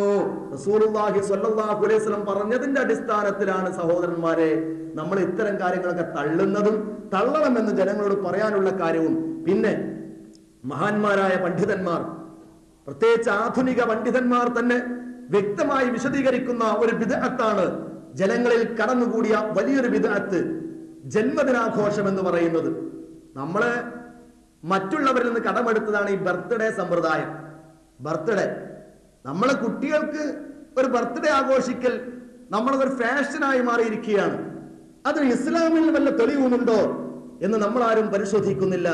പ്രവാചക സ്വല്ലല്ലാഹു അലൈഹി വസല്ലമയുടെ 7 മക്കളിൽ ഏതെങ്കിലും ഒരു മകന്റെ ബർത്ത്ഡേക്ക് പ്രവാചക പുങ്കവൻ ഒരു കാരക്കച്ചൊളയെങ്കിലും ആർക്കെങ്കിലും കൊടുത്തത് ഇസ്ലാമിൽ വല്ല രേഖയുമുണ്ടോ? ഖുർആനിലുണ്ടോ? സുന്നത്തിലുണ്ടോ? അമേരിക്കക്കാരൻ മകന്റെ ബർത്ത്ഡേ ആഘോഷിച്ചോ എന്നല്ല നോക്കേണ്ടത്. ബ്രിട്ടീഷുകാരൻ മകളുടെ ബർത്ത്ഡേ ആഘോഷിച്ചോ എന്നല്ല നോക്കേണ്ടത്. അല്ലാഹുവിന്റെ പ്രവാചകൻ നിങ്ങൾക്ക് ഉത്കൃഷ്ടമായ മാതൃകയുണ്ടെന്നാണ് ഖുർആൻ പറയുന്നത്. അതുകൊണ്ട് പ്രവാചക പുങ്കവൻ തന്റെ ഏതെങ്കിലും മക്കളുടെ ജന്മദിനം ആഘോഷിച്ചോ, ആ ബർത്ത്ഡേക്ക് ഒരു മധുരപലഹാരം ഏതെങ്കിലും ഒരു സഹാബിക്ക് നൽകിയിട്ടുണ്ടോ എന്ന് പരിശോധിക്കുക. നമ്മൾ ഒരിക്കലും അങ്ങനെ കണ്ടെത്താൻ കഴിയുകയില്ല. പിന്നെ നമ്മുടെ സമുദായത്തിന് തോന്നല് ശ്രീകൃഷ്ണ ജയന്തി, ശ്രീനാരായണ ഗുരു ജയന്തി, ഗാന്ധി ജയന്തി, ഇങ്ങനെ ലോകത്തെ വലിയ വലിയ ആളുകൾക്കൊക്കെ ജയന്തി ഉണ്ട്. അതുകൊണ്ട് എന്ത് വേണം? നമ്മളെ പ്രവാചകനും ഒരു ജയന്തി വേണം, ഒരു ജയന്തി വേണം. നമുക്കാണ് തോന്നുക ജയന്തി എന്ന് പറയുമ്പോൾ പേടിക്കണ്ട, ഒരു ജന്മദിനം ആഘോഷം വേണം എന്ന് പറയുന്നു. ഇന്ന് ജീവിച്ചിരിക്കുന്ന മഹാന്മാരായ പണ്ഡിതന്മാരും ലോകപ്രശസ്ത പണ്ഡിതന്മാരും കഴിഞ്ഞുപോയ പണ്ഡിതന്മാരും ഒക്കെ ഈ വിഷയത്തെ കുറിച്ച് എന്ത് പറയുന്നു എന്ന് നമ്മൾ മനസ്സിലാക്കുക. ഇബ്നു ഹജർ റഹ്മത്തുള്ളാഹി അലൈഹി പറയുന്നു, അസ്ലു അമലിൽ മൗലിദി ബിദ്അ. ഈ ജന്മദിനാഘോഷത്തിന്റെ അസ്ലു തന്നെ, അടിസ്ഥാനം തന്നെ ബിദ്അത്താണ്. ലം തുൻഖൽ അൻ അഹദിൻ മിനസ് സലഫിസ് സാലിഹ്. സലഫുസ് സാലിഹീങ്ങളിൽപ്പെട്ട ആരിൽ നിന്നും അത് നിവേദനം ചെയ്യപ്പെട്ടിട്ടില്ല. മിനൽ ഖുറൂനി സലാസ, കഴിഞ്ഞുപോയ റസൂലുള്ളാഹി സ്വല്ലല്ലാഹു അലൈഹി വസല്ലമക്ക് ശേഷം വന്ന 3 നൂറ്റാണ്ടിൽ നിന്നും റസൂൽ സല്ലല്ലാഹു അലൈഹി വസല്ലം ആ നൂറ്റാണ്ടിനെ കുറിച്ച് പറഞ്ഞത് ഖൈറുൽ ഖുറൂനി ഖർനി തുമ്മല്ലദീന യലൂനഹും തുമ്മല്ലദീന യലൂനഹും, ഏറ്റവും നല്ല നൂറ്റാണ്ട് എന്റെ നൂറ്റാണ്ടാണ്, പിന്നെ അതിനോടടുത്ത നൂറ്റാണ്ടാണ്, പിന്നെ അതിനോടടുത്ത നൂറ്റാണ്ടാണ്. ഈ 3 നൂറ്റാണ്ടുകാരുടെ കാലത്തും സലഫുസ് സാലിഹീങ്ങൾ ആരും തന്നെ പ്രവാചക പുങ്കവന്റെ ജന്മദിനം ആഘോഷിച്ചതിന് ഒരു രേഖയുമില്ല. ഇമാം ഫാക്കിഹാനി റഹ്മത്തുള്ളാഹി പറയുന്നു, ലാ അഅലമു ലിഹാദൽ മൗലിദി അസ്ലം ഫീ കിതാബിൻ വലാ സുന്ന വലം യുൻഖൽ അൻ അഹദ് മിൻ ഉലമാഇൽ ഉമ്മ ഹുമുൽ ഖുദ്വതു ഫിദ്ദീൻ അൽമുതമസ്സികൂന ബിആഥാരിൽ മുതഖദ്ദിമീന ബൽ ഹുവ ബിദ്അത്തുൻ അഹദതഹുൽ ബത്താലൂന വശഹവത്തുൻ നഫ്സ് അയതനാ ബിഹൽ അക്കാലൂന. വളരെ വ്യക്തമായി ഇമാം ഫാക്കിഹാനി റഹ്മത്തുള്ളാഹി ആ കാര്യം വിശദീകരിക്കുകയുണ്ടായി. അള്ളാഹുവിന്റെ പ്രവാചകന്റെ ജന്മദിനം ആഘോഷിക്കുക എന്നുള്ള ഈ ഏർപ്പാടിന് ഖുർആനിൽ യാതൊരു തെളിവും ഞാൻ കണ്ടിട്ടില്ല. പ്രവാചക സ്വല്ലല്ലാഹു അലൈഹി വസല്ലമയുടെ സുന്നത്തിലും യാതൊരു അടിസ്ഥാനവും ഞാൻ കണ്ടിട്ടില്ല. നമുക്ക് പിൻപറ്റാൻ പറ്റിയ സച്ചരിതരായ ഇമാമികളിൽപ്പെട്ട പണ്ഡിതന്മാരിൽപ്പെട്ട ഒരാളും തന്നെ അത് ചെയ്തിട്ടില്ല. അതുപോലെ തന്നെ ഇങ്ങനെയുള്ള സാലിഹീങ്ങൾ ആരും ചെയ്തിട്ടില്ലാത്തത് കൊണ്ട് അത് അനാചാരമാണ്, പുതിയ ആചാരമാണ്. അത് മുതലാക്കിയ ആരാണ് ആചാരം ഉണ്ടാക്കിയത്? അൽ ബത്വാനൂന, പണിയെടുക്കാതെ തിന്ന് ശീലിക്കുന്ന ചില ആളുകളാണ്. ആരാണ്? അക്കാലൂന, അതായത് തീറ്റക്കൊതിയന്മാരായ ആളാണ് മുതലാക്കിയത്. ഇത് അറബിയിൽ ഇങ്ങനെ ഞാൻ പറയുമ്പോ എന്തോ വായിച്ച് ഇഷ്ടമുള്ള വാക്ക് ഇവൻ അർത്ഥം പറയാൻ വിചാരിക്കും. പക്ഷേ മലയാളത്തിലെ ബഹുമാനനായ തഴവ മുഹമ്മദ് കുഞ്ഞി മുസ്ലിയാരെ വാക്ക് നിങ്ങൾ കേട്ടിട്ടുണ്ടാവും. പാട്ട് എന്ത്? മൗലിദ് കഴിക്കുന്ന നാടയ്യായിരം, പൊരിക്കുന്നതാ കോഴിയും 10,000, കൂടാതെ 1,30,000 പാത്രങ്ങളിൽ ഹലുവയുമുണ്ടോരോ തരം. ചുരുക്കി പറഞ്ഞാൽ 3 ലക്ഷം പൊന്ന പ്രതിവർഷവും മൗലിദ് കഴിക്കാനെന്ന. ഇപ്പൊ എങ്ങനെ തുടങ്ങുന്ന അറിയങ്ങള്? മലിക്കുൽ മുദഫർ മാന്യനായ ഒരു രാജന, ഇർബൽ ഭരിക്കുന്നവർ വൻ ധർമ്മിഷ്ഠന. മൗലൂദിനെ അനുകൂലിക്കുന്ന ആളാ തഴവ മുഹമ്മദ് മുസ്ലിയാർ. പക്ഷെ സത്യം മൂപ്പര് തുറന്നു പറയാം. എന്താ?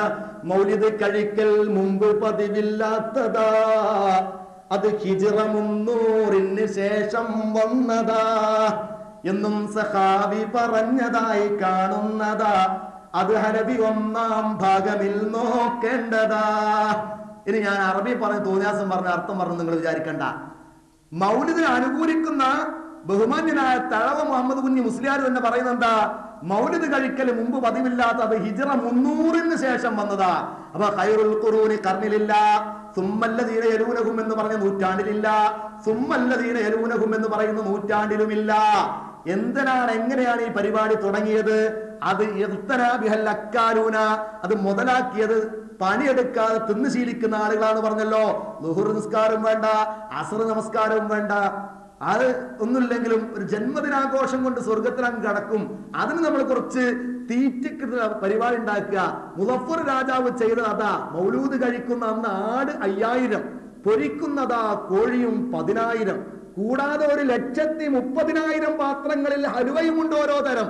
ചുരുക്കി പറഞ്ഞ 3 ലക്ഷം പൊന്ന പ്രതിവർഷവും മൗലീദ് കഴിക്കാനെന്ന അൽ ബിദായ വൻ നിഹായ എന്ന് പറയുന്ന ഗ്രന്ഥത്തിൽ മഹാനായ ഇബ്നു കസീർ റഹ്മഹുല്ലാഹ് വളരെ വ്യക്തമായി വിശദീകരിച്ചു.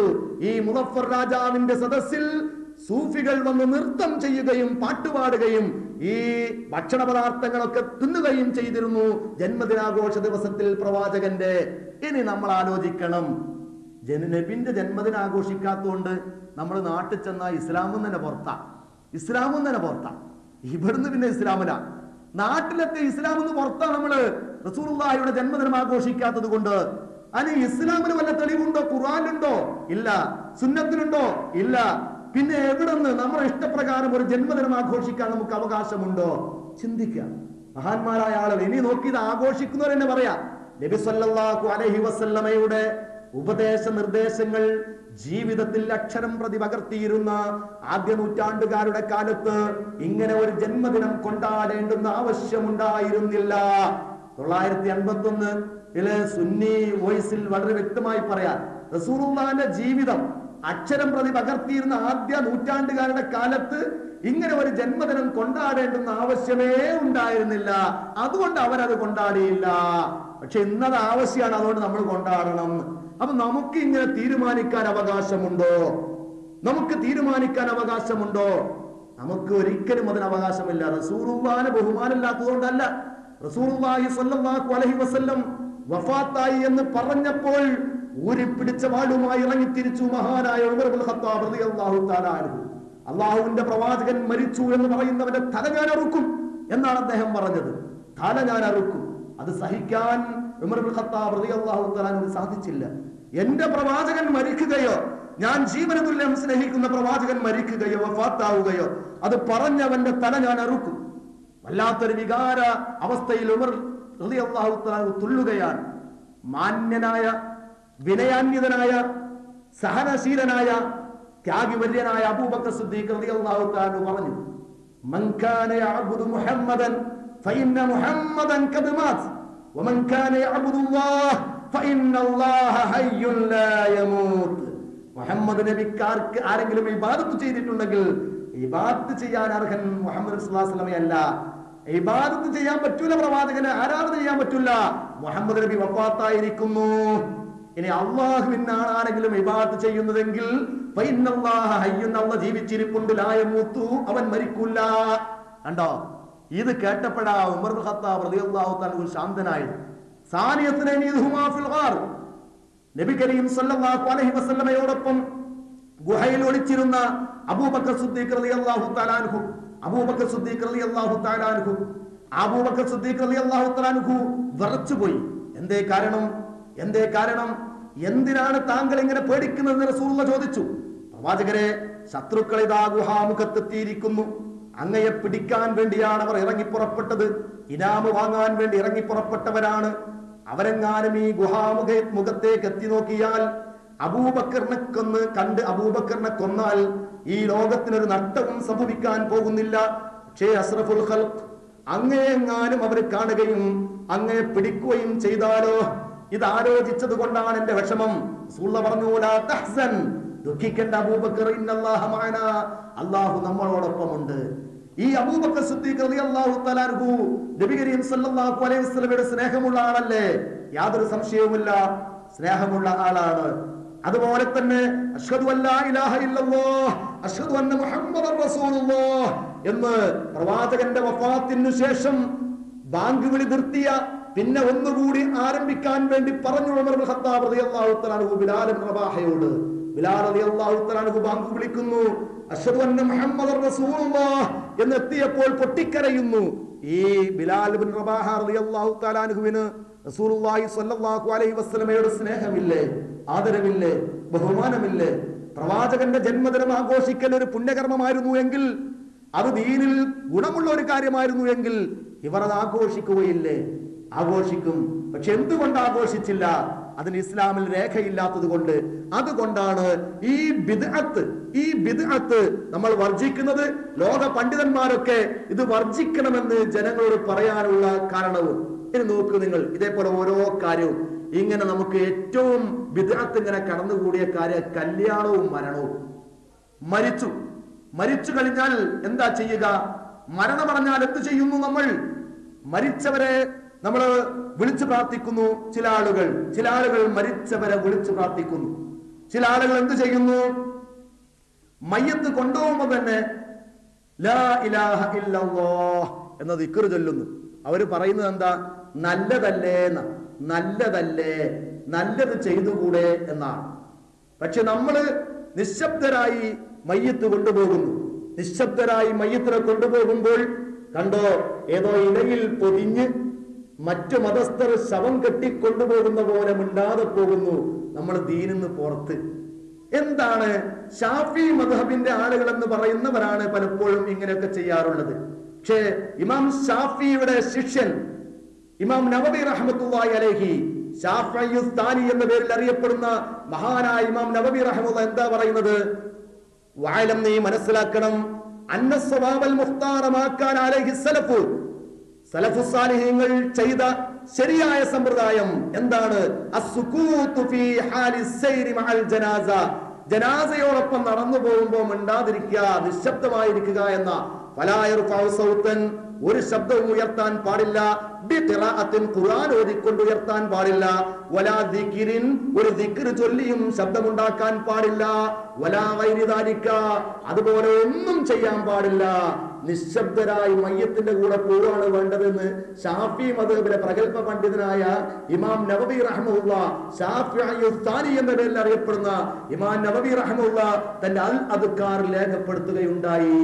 പക്ഷേ സഹോദരങ്ങളെ, ആ ബിദ്അത്ത് ചെയ്യുന്നവർ മുസ്ലിങ്ങൾ, അഹ്ലുസ് സുന്നത്തി വൽ ജമാഅ. ആ ബിദ്അത്ത് ഒഴിവാക്കുന്നവരോ അവർ അഹ്ലുൽ ബിദ്അത്തി വൽ ദലാൽ എന്നാണ് ചിത്രീകരിക്കപ്പെടുന്നത്. ഇവിടെ നമ്മൾ യാഥാർത്ഥ്യം മനസ്സിലാക്കണം, സത്യം ഉൾക്കൊള്ളണം. പിന്നെയോ മരിച്ചു കഴിഞ്ഞ് ഇപ്പൊക്കെ നമ്മുടെ നാട് റെഡിയാകാൻ തുടങ്ങിയിട്ടുണ്ട്. എന്റെ നാട്ടിലൊക്കെ തസ്ബീഹ് തുടങ്ങിയിട്ടുണ്ട്. പണ്ടെന്താ ചെയ്തിരുന്നത്? മരിച്ചു കഴിഞ്ഞാൽ അയാൾ അവിടെ തന്നെ ഇരുത്തി ആ മയ്യത്തിനെ ഖബറിലാണ്ട് വെച്ച പിന്നെ പറയും ഇദാ ജാഅക്കൽ മലക്കാനിൽ കബീറാനി എന്നൊക്കെ പറഞ്ഞിട്ട് ശക്തന്മാരായ കിങ്കരന്മാരായ രണ്ട് മലക്ക് വന്ന് നിന്റെ റബ്ബാരാ എന്ന് ചോദിച്ചാൽ നീ പറയേ റബ്ബ അള്ളയാണ്. ഞാൻ നിങ്ങളോടൊന്ന് പറയട്ടെ, ഇപ്പൊ ഇവിടെ ഇരിക്കുന്ന ആളുകളെ, ജീവനോടുള്ള മനുഷ്യനോട് തന്നെ എടാ ഇദാ ജാഅക്കൽ മലക്കാനിൽ കബീറാനിൽ അസ്മദാൻ ഫൈൻ ഖീല മൻ റബ്ബുക ഫഖുൽ റബ്ബി അല്ലാഹ് എന്ന് പറഞ്ഞാൽ അവങ്ങനെ മേപ്പെട്ടു. കൂട്ടത്തിൽ ഞാനൊരു തമാശ പറയാട്ടോ, ഒരു തമാശ. അത് ഒരു ഏയുക്ക് അറബി ഭാഷയോട് വല്ലാത്ത വെറുപ്പ്. അറബി ഭാഷക്ക് ഏയുക്ക് വല്ലാത്ത വെറുപ്പ്. അറബി മാഷന്മാരൊരു പോസ്റ്റ് കളയാൻ ചാൻസ് കിട്ടുമെങ്കിൽ അതിനു വേണ്ടി ശ്രമിക്കുക അയാൾ. അങ്ങനെ ശ്രമിച്ചു കൊണ്ടിരിക്കുന്ന ഒരു ഏയോ അറബി അധ്യാപകനെ ക്ലാസ് പരിശോധിക്കാൻ വേണ്ടി വന്നു. ഇതൊരു കഥയാണ് കേട്ടോ, സംഭവിച്ചോളണം എന്നില്ല, പക്ഷെ നിങ്ങൾ എങ്ങനെ വിചാരിക്കും. അങ്ങനെ ഇയാള് വന്നപ്പോ എന്ത് ചെയ്തു? നമ്മൾ അറബി ഭാഷ ഒരു പാട്ടാണ്ട് പാടി.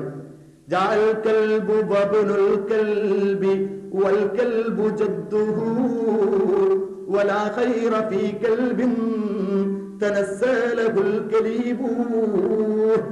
ദാ പാട്ട് കുട്ടികൾ രസത്തിലാണ് പാടാൻ തുടങ്ങി.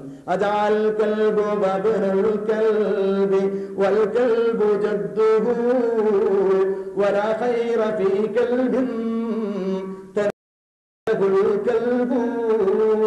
ഇത് കേട്ടപ്പോ നമ്മുടെ അറബി ഭാഷയോട് അറബി ഭാഷന്മാരോട് ദേഷ്യമുള്ള എയ്യോന്റെ ദേഷ്യം തന്നെയാണ് മാറി. എന്ത് രസമുള്ള പാട്ട്, ഭൂ ഭൂ ഭൂ ഭൂ കൊണ്ട് ഇങ്ങനെ അവസാനിക്കുക. അത് ഈണത്തിൽ കുട്ടികൾ ഇങ്ങനെ പാടുക. കുട്ടികളെ സരസമായി പദ്യം പഠിപ്പിക്കുന്ന കാര്യത്തിൽ അധ്യാപകൻ മിടുക്കനാണ്. സരസവും ലളിതവുമായി അറബി പദ്യം പഠിപ്പിക്കുന്ന കാര്യത്തിൽ അധ്യാപകൻ വളരെ പ്രഗത്ഭനാണ് എന്ന് മൂപ്പര് നല്ല സർട്ടിഫിക്കറ്റ് അവിടെ എഴുതി വെക്കുകയും ചെയ്തു. എന്തായാലും അർത്ഥം നമുക്ക് അറിയാലോ മക്കളെ. ജാൽ കൽബു, കെൽബ് വന്നു. വബ്റുൽ കൽബി, അവൻ കെൽബിന്റെ മകനാ. വൽ കൽബു ജദ്ദുഹു, അവന്റെ ജദ്ദും കെൽബ് തന്നെയാണ്. വലാ ഖൈറ ഫീ കെൽബിൻ, ഈ കെൽബിനെ കൊണ്ട് യാതൊരു ഗുണവുമില്ല. തനസ്സലഹുൽ കലീബു, പേപ്പട്ടി സന്താനമായി ജനിച്ച കെൽബാണിത്. പറയാൻ പറ്റാത്ത വാക്ക. പക്ഷേ ഇതിന് ഗുഡ് സർട്ടിഫിക്കറ്റ് കൊടുക്കുക. ഇതേപോലെ നമ്മൾ ഇത്ര കാലം മരിച്ച മനുഷ്യൻ എന്താ പറഞ്ഞു കൊടുക്കേണ്ടത്, ഈ പറഞ്ഞു കൊടുക്കുന്ന ആളിതുവരെ കാണാൻ പഠിച്ചില്ല. അതായത് രസം. എത്ര ആളൊരു മഹല്ല് മരിച്ചിട്ടുണ്ടാവും, അവിടെ ഒക്കെ ചെല്ലുമ്പോ മൂപ്പര് ചെയ്യുന്നത് എന്താണ്? ഈ നോട്ടീസ് നോക്കി ഇങ്ങനെ വായിക്കുക. ഇത് പറഞ്ഞു കൊടുക്കാൻ മൂപ്പര് കിതാബോധം മൂപ്പര് ഇത്ര കാലമായിട്ട് മനപ്പാടാക്കിയിട്ടില്ല. എന്നിട്ടാണ് ഈ ഇത് കെൽബും ബബുൽ കെൽബും അറിയാത്ത നമ്മളോട് ഇതാ ജാക്കൽ മലക്കാനിൽ കബീറാനി അതും മരിച്ചതിന് ശേഷം പറഞ്ഞു കൊടുത്തിട്ട് വല്ല കാര്യമുണ്ടോ? ഒരു കാര്യമില്ല.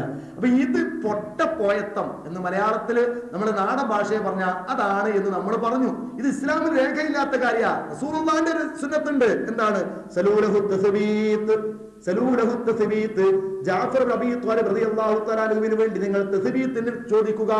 തസ്ബീത്ത്, ആ തസ്ബീത്ത് അല്ലാഹുമ്മ തബ്ബിതുഹു ഇൻദ സുആൽ അല്ലാഹുമ്മ അൽഹിംഹുൽ ജവാബ്. പടച്ചവനോട് പറയാ, ഈ സാധുവിന് ചോദ്യം നീ തോളിച്ചു കൊടുക്കണം റബ്ബേ, സ്ഥിരത നൽകണമേ റബ്ബേ, അദ്ദേഹത്തിന് ആശ്വാസം നൽകണമേ റബ്ബേ ഒക്കെ പടച്ചവനോട് ഇങ്ങനെ പറയാം. ഈ പടച്ചവനോട് പറയുന്ന തസ്ബീത്ത് നമ്മൾ ഇങ്ങനെ ചൊല്ലിയപ്പോ അത് വളരെ വൃത്തികെട്ട ഒരു ഉപമയോടാണ് അതിനെ ഉപമിച്ചത്. പക്ഷെ ഇപ്പൊ നാട്ടിൽ എന്ത് ചെയ്യാൻ തുടങ്ങി? തസ്ബീത്ത് ഇത് പാടില്ല എന്ന് പറഞ്ഞവർ തന്നെ അത് ചൊല്ലാൻ തുടങ്ങി. അപ്പൊ ഏതായാലും നമ്മളെ ഈ പ്രവർത്തനങ്ങൾ സുന്നത്തും ബിദ്അത്തും മുറുകെ പിടിക്കണം, നമ്മള് വിടാതെ അത് പറയണം. ഈ കാലഘട്ടം ഇപ്പൊ എന്ത് സുന്നത്തിന് പ്രസക്തി മൗലവി, ഇപ്പൊ എന്ത് ബിദ്അത്തിന് പ്രസക്തി, അല്ലാത്ത എന്തെന്തൊക്കെ കാര്യങ്ങൾ നമുക്ക് പറയാനുണ്ട് തോന്നും. പക്ഷെ ഈ പ്രവർത്തനം കൊണ്ടാണ് ബിദ്അത്ത് എന്താണെന്ന് ജനങ്ങൾക്ക് മനസ്സിലാകുന്നത്, സുന്നത്ത് എന്താണ് എന്ന് ജനങ്ങൾക്ക് മനസ്സിലാകുന്നത് നമ്മുടെ ഈ നിരന്തരമായ പ്രവർത്തനം കൊണ്ടാണ് എന്ന് നമ്മൾ മനസ്സിലാക്കേണ്ടതുണ്ട്. പിന്നെ മരണവുമായിട്ട് ബന്ധപ്പെട്ട പ്രശ്നങ്ങൾ വേറെയും കുറെ ഉണ്ട്. മരിച്ചാണ്ട് കഴിഞ്ഞ ഗൾഫിൽ നിന്ന് മയ്യത്ത് തുടർന്നാണെങ്കിലും ശരി, 3 ദിവസം കഴിഞ്ഞ നല്ല മധുരമുള്ള പായസം ഉണ്ടാക്കി ഇങ്ങനെ കുടിക്കുക, മക്കളും ബാപ്പിയും ബാക്കിയുള്ളവരൊക്കെ എല്ലാവരെയും അങ്ങോട്ട് വിളിക്കും ചെയ്യുക, എല്ലാവരെയും അങ്ങോട്ട് വിളിച്ചു കൂട്ടി നമ്മൾ ഈ ഭക്ഷണ പദാർത്ഥം പാകം ചെയ്ത് കൊടുക്കുക. ഇത് എല്ലാ മദ്ഹബ് ഇമാമുകളും വളരെ വ്യക്തമായി പറഞ്ഞ കാര്യമാണ്. അമ്മാ തഹിയ്യത്തു അഹ്ലിൽ മയ്യിത്ത് തുആമൻ ലിന്നാസി ബിദ്അത്തും മദ്മൂമ, വളരെ അധിക്ഷേപിക്കപ്പെട്ട ബിദ്അത്താണ് മയ്യത്തിന്റെ വീട്ടുകാർ ഭക്ഷണം ഉണ്ടാക്കി ജനങ്ങളെ അത് തിന്നാൻ വേണ്ടി ക്ഷണിക്കുക എന്നുള്ളത് വളരെ മോശപ്പെട്ട ബിദ്അത്താണ്. റസൂൽ എന്ത് പറഞ്ഞു? വകുല്ലു ബിദ്അത്തിൻ ളലാല, എല്ലാ ബിദ്അത്തും വഴികേടാന്ന് പറഞ്ഞു. ഇപ്പൊ മദ്മൂമാണ് ഈ ബിദ്അത്ത് എന്ന് നാട്ടിൽ ചെന്ന് നമ്മൾ പറയണ്ടേ? ഈ കുട്ടികൾക്ക് ആകെ ജീവിക്കാനും താമസിക്കാനുള്ള കുറച്ച് കാശുള്ള അക്കാശും കൂടെ എടുത്ത് പിന്നെ 6 മാസം കഴിഞ്ഞാൽ വേറെ ഒരു തീറ്റ, 1 കൊല്ലം കഴിഞ്ഞാൽ വേറൊരു ഏർപ്പാട്, ആണ്ടാഘോഷിക്കല്, ഇങ്ങനെയുള്ളത് മുഴുവൻ അറുത്തും വിറ്റും തീർത്തു പോകുന്നു. ആ പാവപ്പെട്ട കുട്ടികളുടെ സമ്പത്ത്, മക്കളുടെ സ്വത്ത് മുഴുവൻ തീർന്നു പോകുന്നു. ഇത് ഇസ്ലാമിലില്ലാത്ത രേഖയാണ്. ഇത് നോക്കൂ നിങ്ങൾ. മയ്യത്തിനെ വീട്ടുകാർ ഭക്ഷണം ഉണ്ടാക്കൽ, ജനങ്ങൾ അതിലേക്ക് ഒരുമിച്ച് കൂടുക, ഈ ഏർപ്പാട് പച്ചേ തന്നെ പറഞ്ഞത് ബിദ്അത്ത ഗൈറു മുസ്തഹബ്ബിൻ, ഒരിക്കലും നല്ലതല്ല, നല്ലതല്ലാത്ത വളരെ വൃത്തികെട്ട ബിദ്അത്താണത് എന്ന് മുഗനി പറയുന്നു. മുഗനി ശറഹുൽ ബഹ്ജയിൽ പറയുന്നു. ഒന്നുകൂടി ശ്രദ്ധിക്കുക. വഅമ്മാ ഇസ്ലാഹു അഹ്ലുൽ മയ്യിത്തി തുആമൻ, മയ്യത്തിന്റെ വീട്ടുകാർ ഭക്ഷണം ഉണ്ടാക്കുകയും വജംഉൻ നാസി അലൈഹി, ജനങ്ങൾ അതിലേക്ക് ഒരുമിച്ച് കൂടുകയും ചെയ്യുന്നത്, ഫലം യുൻകൽ ഫീഹി ശൈഉൻ, ഒന്നും തന്നെ ആ വിഷയത്തിൽ നിവേദനം ചെയ്യപ്പെട്ടിട്ടില്ല. വഹുവ ബിദ്അത്തുൻ, അത് ബിദ്അത്താണ്. ശറഹുൽ മുഹദ്ദബ് ഇമാം നബവിയുടേതാ. നമ്മൾ നേരത്തെ പറഞ്ഞ ഇമാം ഷാഫിയുടെ ശിഷ്യൻ ഷാഫിഈ സാനി എന്ന പേരിൽ അറിയപ്പെടുന്ന ഇമാം നബവിയുടെ ഇതൊക്കെ കിതാബിലുണ്ടായിട്ടും ഖുർആനിൽ ബിദ്അത്ത് പാടില്ല എന്ന് പറഞ്ഞിട്ടും ഹദീസ് വ്യക്തമായി ബിദ്അത്ത് ഒഴിവാക്കാൻ പറഞ്ഞിട്ടും ഇങ്ങനെയൊക്കെ ചോറുണ്ടാക്കി ആൾക്കാരെ വിളിക്കും അത് തെറ്റാന്ന് പറയേണ്ടതില്ല. അവര് നമ്മോട് വെറുക്കു വിചാരിച്ച് തെറ്റ് പറയാതിരിക്കാൻ നമുക്ക് പറ്റുമോ? നമ്മൾ ഉൾക്കൊള്ളുക, മനസ്സിലാക്കുക, ചീത്ത പറയേണ്ട ആരെ അധിക്ഷേപിക്കും വേണ്ട. പക്ഷെ എന്ത് ചെയ്യണം? സത്യം ഇന്നതാണ് എന്ന് പറയണം. പിന്നെ ചില ആളുകൾ മരിച്ചാണ്ട് കഴിഞ്ഞാൽ തുടങ്ങി അതിന്റെ മുകളിൽ വേറൊരു കുബ്ബ. ഇന്ന് വിൽപ്പന നടത്തുന്ന ഏറ്റവും വലിയ ബിസിനസ് ഗൾഫിലേക്കൊന്നും വരാതിരിക്കലാണ്. ഏതെങ്കിലും ഒരു ജാറത്തിന്റെ ഉടമയായി മാറിയാൽ മതി. അതിലൊരു കഥ പറയാറുണ്ട്. ഒരു കഥ നിങ്ങൾ വായിച്ചിട്ടുണ്ടാവും. ഒരിക്കലും ഒരു ഷെയ്ഖ് ഒരു ജാറത്തില് ഇഷ്ടംപോലെ കാശ് സമ്പാദിച്ചുകൊണ്ടിരിക്കുകയാണ്. ഷെയ്ഖിന്റെ ഒരു മുരീദുണ്ട്, ഒരു ശിഷ്യൻ. അങ്ങനെ ഈ ശിഷ്യൻ പിന്നെ എന്ത് ചെയ്തെന്നറിയോ? ഷെയ്ഖിൽ നിന്ന് സലാം പറഞ്ഞ് പിരിഞ്ഞു പോവാ നാട്ടിലേക്ക്. അപ്പൊ ഒരു കഴുതക്കുട്ടിയെ കൊടുത്തു ഈ ശിഷ്യന്. മോനെ ഇതും കൊണ്ട് പോയിക്കോ. അത് ഒരു ശിഷ്യനോടുള്ള സ്നേഹം കാരണം ആ കഴുതക്കുട്ടിയെയും കൊണ്ട് നമ്മളെ ശിഷ്യൻ ഇങ്ങനെ പോവുക. കുറെ നടന്നപ്പോ കുറെ ദൂരം ചെന്നപ്പോ ഭക്ഷണം കൊള്ളുന്ന കിടാൻ കുതിര എന്ത് ചെയ്തു? അത് ചത്തുപോയി. അതിനവിടെ കുഴിച്ചു മൂട്ടിയിട്ട് ഈ മുരീദ് എന്ത് ചെയ്തു? അത് മൂടി ഒരു ജാറാക്കി ജനങ്ങളുടെ എല്ലാവിധ ആഗ്രഹ സഫലീകരണവും നടപ്പിലാക്കാൻ പറ്റിയ ഒരു കേന്ദ്രമാക്കി അത് വളർന്നു വന്നു. ആളുകളൊക്കെ അങ്ങോട്ടും എടുക്കാൻ തുടങ്ങി. എല്ലാവരും രോഗവും മാറുകയാണ്, എല്ലാ പെണ്ണുകൾക്കും കുട്ടികൾ ഉണ്ടാവുകയാണ്, പ്രസവിക്കാത്തവരൊക്കെ പ്രസവിക്കുകയാണ് ഇവിടെ വന്നാല്. അപ്പൊ ഷെയ്ഖിന്റെ അടുത്ത് ആളുകൾ പോലെ കുറഞ്ഞു. അപ്പൊ ഷെയ്ഖ് ഇങ്ങനെ അന്വേഷിച്ച് എന്താപ്പത് കാര്യം. അങ്ങനെ മനസ്സിലാക്കി എന്റെ ശിഷ്യൻ ഒരു ജാറത്തിന്റെ കാര്യം കൈകാര്യം ചെയ്യുന്നുണ്ടെന്ന്. ഷെയ്ഖ് ഇങ്ങനെ അന്വേഷിച്ചു. അല്ല മോനെ, ഇവിടെ മറമാടിയപ്പെട്ട ആ ഷെയ്ഖ് ഏതാ, വലിയ ഏതാ? അതോ അത് അങ്ങ് തന്ന കഴുത?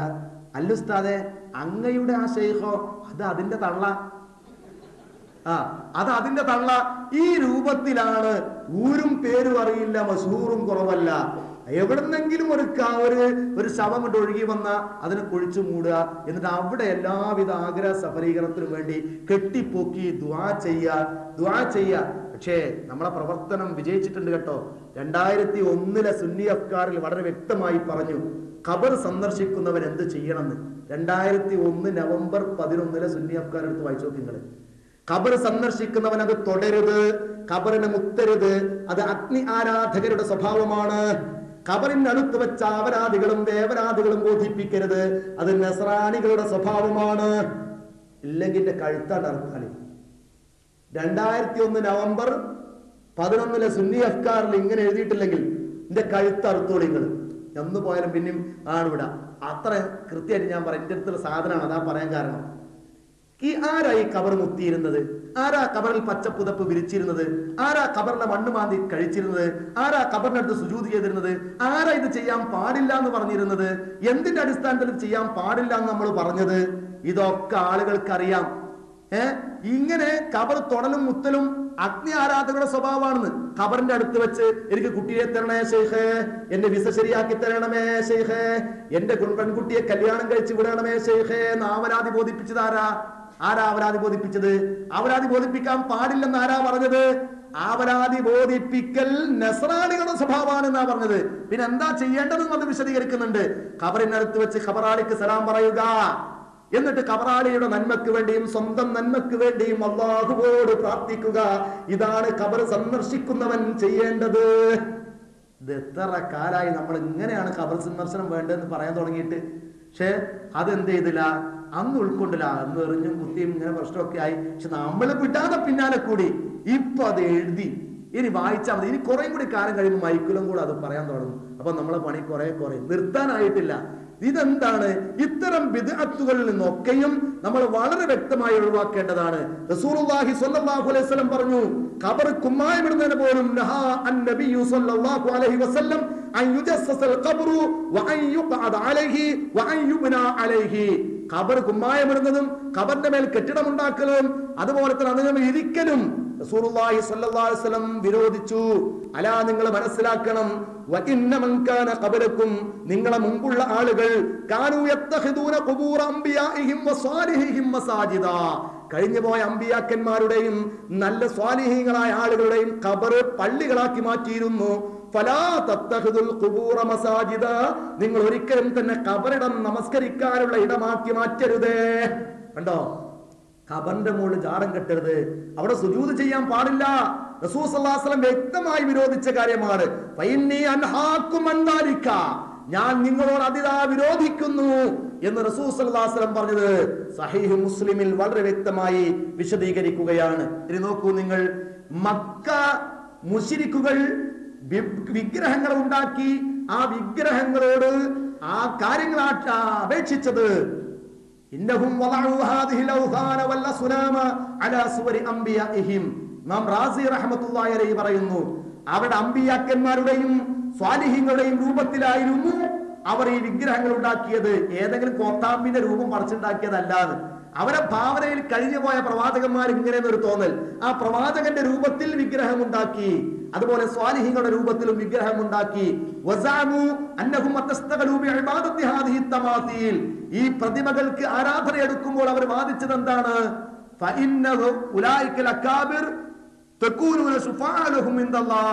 ഈ വിഗ്രഹങ്ങൾ ആരുടെ രൂപത്തിലാണ് ഉണ്ടാക്കിയത്? ആ മഹാന്മാർ അവർക്ക് അള്ളാഹുവിന്റെ അടുക്കൽ ശുപാർശക്കാരായിരിക്കും. ഇത് അള്ളാഹ് എന്നുള്ള വിശ്വാസമൊന്നും അവർക്കുണ്ടായിരുന്നില്ല. അതിന് സമമാണ് കേട്ടോ. റാസിയുടെ കാലത്ത് പോലും ഉണ്ട്. അധിക ആളുകളും വ്യാപൃതരായിട്ടുണ്ട് മഹാന്മാരുടെ ഖബറിനെ ബഹുമാനിക്കുക എന്ന കാര്യത്തിൽ. അവരുടെ വിശ്വാസം എന്താ? അവരെ ഖബറുകൾ അവർ ബഹുമാനിച്ചാൽ ഈ ഖബറിൽ കിടക്കുന്ന ആളുകൾ അല്ലാഹുവിന്റെ അടുക്കൽ ഇവർക്ക് ശുപാർശക്കാരായിരിക്കും എന്ന വിശ്വാസത്തോടെ ഖബറിനെ ബഹുമാനിക്കുന്നത് പോലും വിഗ്രഹാരാധനക്ക് തുല്യമാണ്. ഇമാം റാസി റഹ്മത്തുള്ളാഹി അലൈഹി അദ്ദേഹത്തിന്റെ തഫ്സീറിൽ വ്യക്തമായി പഠിപ്പിച്ചു. അപ്പൊ ഈ ബിദ്അത്ത് ശിർക്കിലേക്ക് എത്തിക്കുന്ന ഏറ്റവും വലിയ ബിദ്അത്ത് നമ്മൾ ഒഴിവാക്കേണ്ടതല്ലേ? മരിച്ചവരെ വിളിച്ച് പ്രാർത്ഥിക്കുന്ന ഈ ഏർപ്പാട് നമ്മൾ ഒഴിവാക്കേണ്ടതല്ലേ? ഇനി നമ്മളിൽ ഇങ്ങനെ കടന്നുകൂടിയ ബിദ്അത്ത് ഒന്ന് ആലോചിച്ച് നോക്ക്. നമ്മളെ മെമ്പർഷിപ്പ് ഒക്കെയാണ് മാറ്റി വെച്ചാലിട്ടോ, സുന്നി മുജാഹിദ് ജമാഅത്ത് ഒക്കെയാണ് വിടുക. അത് ഈ പ്രസംഗത്തിലില്ല.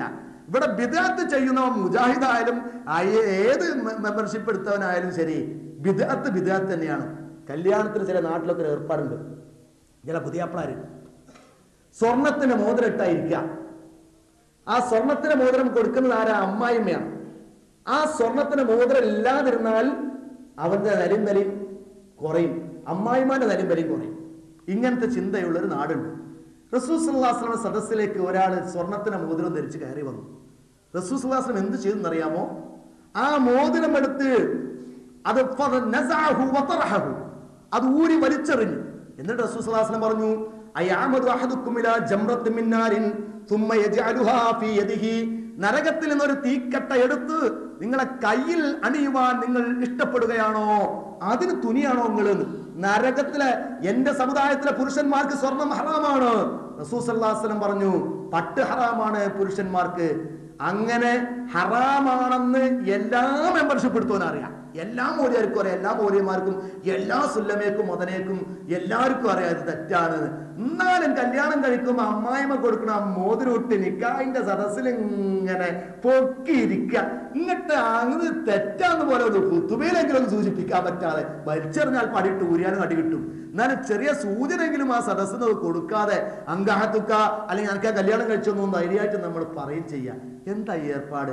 എന്നിട്ട് ആ ഊരി എറിഞ്ഞ മോതിരം എടുക്കാൻ റസൂലുള്ളാഹിയുടെ സഹാബികൾ പറഞ്ഞു, സഹോദര, റസൂലുള്ളാഹി വലിച്ചെറിഞ്ഞാരിച്ച് അത് നീ ഉപയോഗിക്കുന്നല്ലേ തെറ്റുള്ളൂ, അത് എടുത്തോ, നിനക്കത് വേറെ നിലക്ക് ഉപകാരം ചെയ്യുമല്ലോ.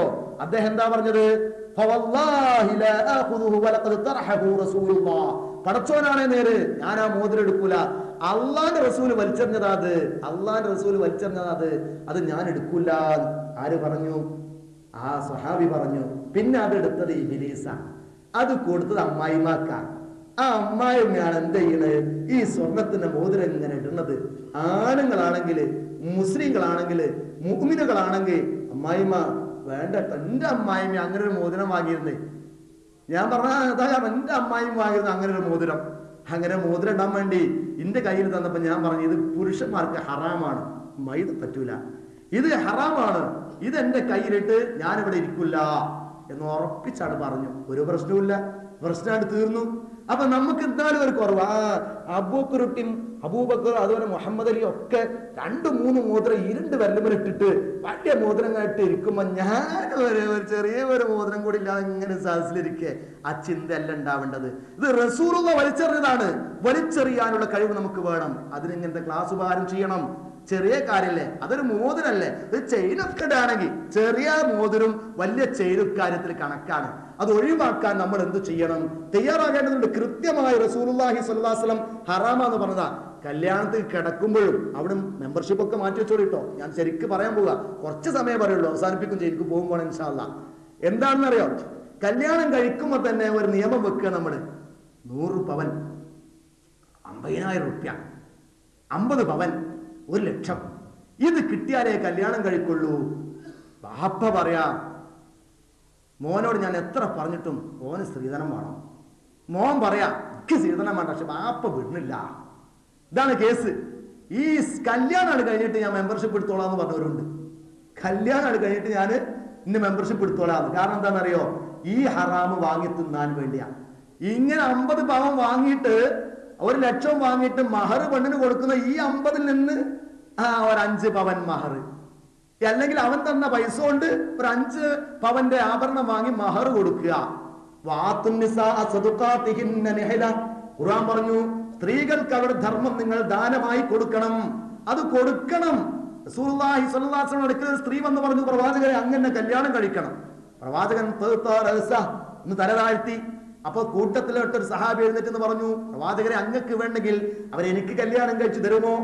റസൂൽ സല്ലല്ലാഹു അലൈഹി വസല്ലം പറഞ്ഞു, നിന്റെ അടുത്ത് എന്താ മഹർ കൊടുക്കാനുള്ളത്? എന്റെ അടുത്തൊന്നുമില്ല, ഞാൻ പറ്റ പാവ. റസൂലുള്ളാഹി സ്വല്ലല്ലാഹു അലൈഹി വസല്ലം അദ്ദേഹത്തോട് ചോദിച്ചു, ഇൽതമസ് വലൗ ഖാതമ മിൻ ഹദീദ്, പോയി നോക്ക് പേരിൽ ഒരു ഇരുമ്പിന്റെ വട്ടക്കണ്ണെങ്കിലും കിട്ടുമെന്ന്. ഈ ഇരുമ്പിന്റെ മോതിരെങ്കിലും കിട്ടുമെന്ന് പോയി നോക്ക്. പോയി അദ്ദേഹം ഒരു ഇരുമ്പിന്റെ മോതിരം പോലും വീട്ടിലില്ല. തിരിച്ചു വന്നു, റസൂലുള്ളാഹിനോട് പറഞ്ഞു, എന്റെ വീട്ടിൽ ഒരു മോതിരം ഇരുമ്പിന്റെ ഒരു കഷ്ണവുമില്ല. റസൂൽ സല്ലല്ലാഹു അലൈഹി വസല്ലം പറഞ്ഞു, നിനക്ക് ഖുർആൻ വല്ലതും ഹിഫ്ദുണ്ടോ? അതെനിക്ക് ഹിഫ്ദുണ്ട്. അത് അവൾക്ക് പഠിപ്പിച്ചു കൊടുക്കുക എന്നുള്ള ഈ ഒരു ഉസ്താദിന്റെ ഏർപ്പാട്, അത് നിന്നെ മഹറായി സ്വീകരിച്ച് നിനക്ക് ഞാൻ അവളെ കല്യാണം കഴിച്ചെന്നു റസൂൽ സല്ലല്ലാഹു അലൈഹി വസല്ലം പറഞ്ഞു. ഇത്രയും കണിശ മഹറിന്റെ കാര്യത്തിൽ, ഇത്രയും കണിശ. മഹറിനെ കുറിച്ച് യാതൊരു ചിന്തയില്ല. സ്ത്രീധനം എത്ര കിട്ടുന്നതെന്ന് കണക്കിൽ ആ പള്ളിയിൽ വരെ പൈസ കൊടുക്കേണ്ടത്. അതിന്റെ അവസ്ഥ ആലോചിച്ച് നോക്ക് നിങ്ങൾ. പള്ളിയിൽ പൈസ കൊടുക്കുന്ന സ്ത്രീധനത്തിന് കണക്ക് നോക്കിയിട്ടാ 50,000 ആണെങ്കിൽ ഇത്ര ശതമാനം, 1,00,000 ആണെങ്കിൽ ഇത്ര ശതമാനം. ഈ അവസ്ഥ ഇപ്പൊ മാറി എല്ലാവരും സ്ത്രീധനത്തെ എതിർക്കാൻ തുടങ്ങി. അത് ബിദ്അത്താണ്, മദ്മൂമത്താണ്, ഹറാമത്താണ് എന്ന് വരെ എല്ലാവരും ഇന്ന് യാതൊരു മെമ്പർഷിപ്പിന്റെ വ്യത്യാസം കൂടാതെ വാദിക്കാൻ തുടങ്ങിയിട്ടുണ്ട്. അത് ഈ ജനങ്ങൾക്ക് ആദ്യമായി ജനങ്ങളെ ധാരണയിൽ എത്തിച്ചത് നമ്മളാണ്. അതേപോലെ ക്ലാസ്സുകൾ ജനങ്ങളെ ശ്രദ്ധയിൽപ്പെടുത്തി അവരെ തൽപരരാക്കി സമൂഹ വിവാഹം, പെണ്ണുങ്ങളെ കല്യാണം കഴിക്കാൻ പറ്റിയ ആണുങ്ങൾ ആരാണെന്ന് അന്വേഷിച്ചു. ഒരു ചീർപ്പും കണ്ണാടി മാത്രം അവന്റെ പൈസ കൊണ്ട്, അവൾക്ക് ഉള്ള ആഭരണം ബാക്കി മഹർ വരെ അവൾ തന്നെ പൈസ കൊണ്ട് വാങ്ങിക്കൊടുക്കുക. ഇത് ആണത്വമല്ല. ആണുങ്ങൾ ആരാ ഉള്ളത്, പെണ്ണിനെ പോറ്റാൻ കഴിയുമെന്ന് അന്വേഷിച്ചു ISM, ഇത്തിഹാദ് ശുബാനുൽ മുജാഹിദീൻ. ആളുകളെ കണ്ടെത്തി അവർക്ക് എന്ത് ചെയ്തു, കല്യാണം കഴിപ്പിച്ചു കൊടുത്തു, സമൂഹ വിവാഹം.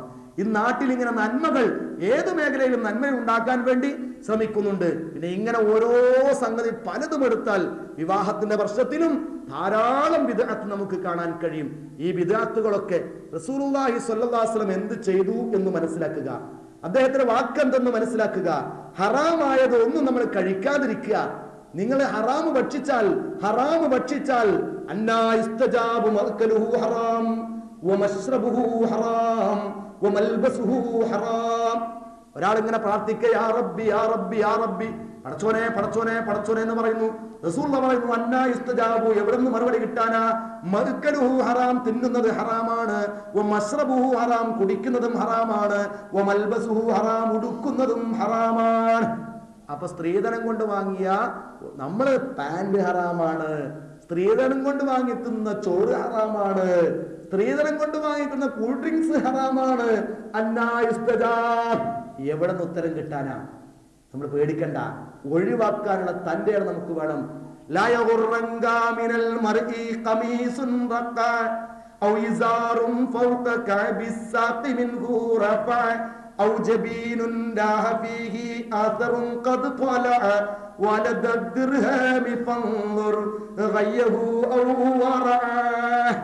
ചില മനുഷ്യന്മാരെ കണ്ടങ്ങളൊക്കെ നല്ല മുത്തഖിയാങ്ങനെ വിധി എഴുതും. ഇമാം ഗസാലി പറയാം, നല്ല കഷ്ണം വെച്ച കുപ്പായം ഇട്ട് അവർ നടക്കുക.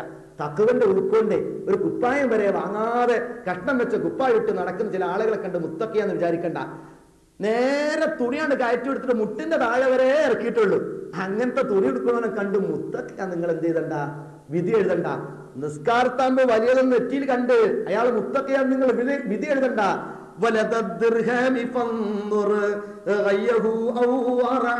കാശുമായി ബന്ധപ്പെട്ട് നോക്ക് സഹോദര, അവിടെയാണ് തഖ്വ അളക്കാൻ പറ്റുക.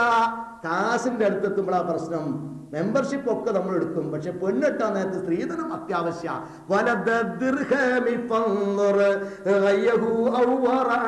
അള്ളാന്റെ ഖുർആനും റസൂലുള്ളാഹിന്റെ സുന്നത്തും അനുസരിച്ച് ജീവിക്കാൻ ഞാൻ തയ്യാറാണ്. ഇടത്തെ കീശയിൽ 10 രൂപന്റെ മെമ്പർഷിപ്പ്, വലത്തെ കീശയിൽ വേറൊരു മെമ്പർഷിപ്പ് നടക്കും. കല്യാണം കഴിക്കുന്ന നേരത്തോ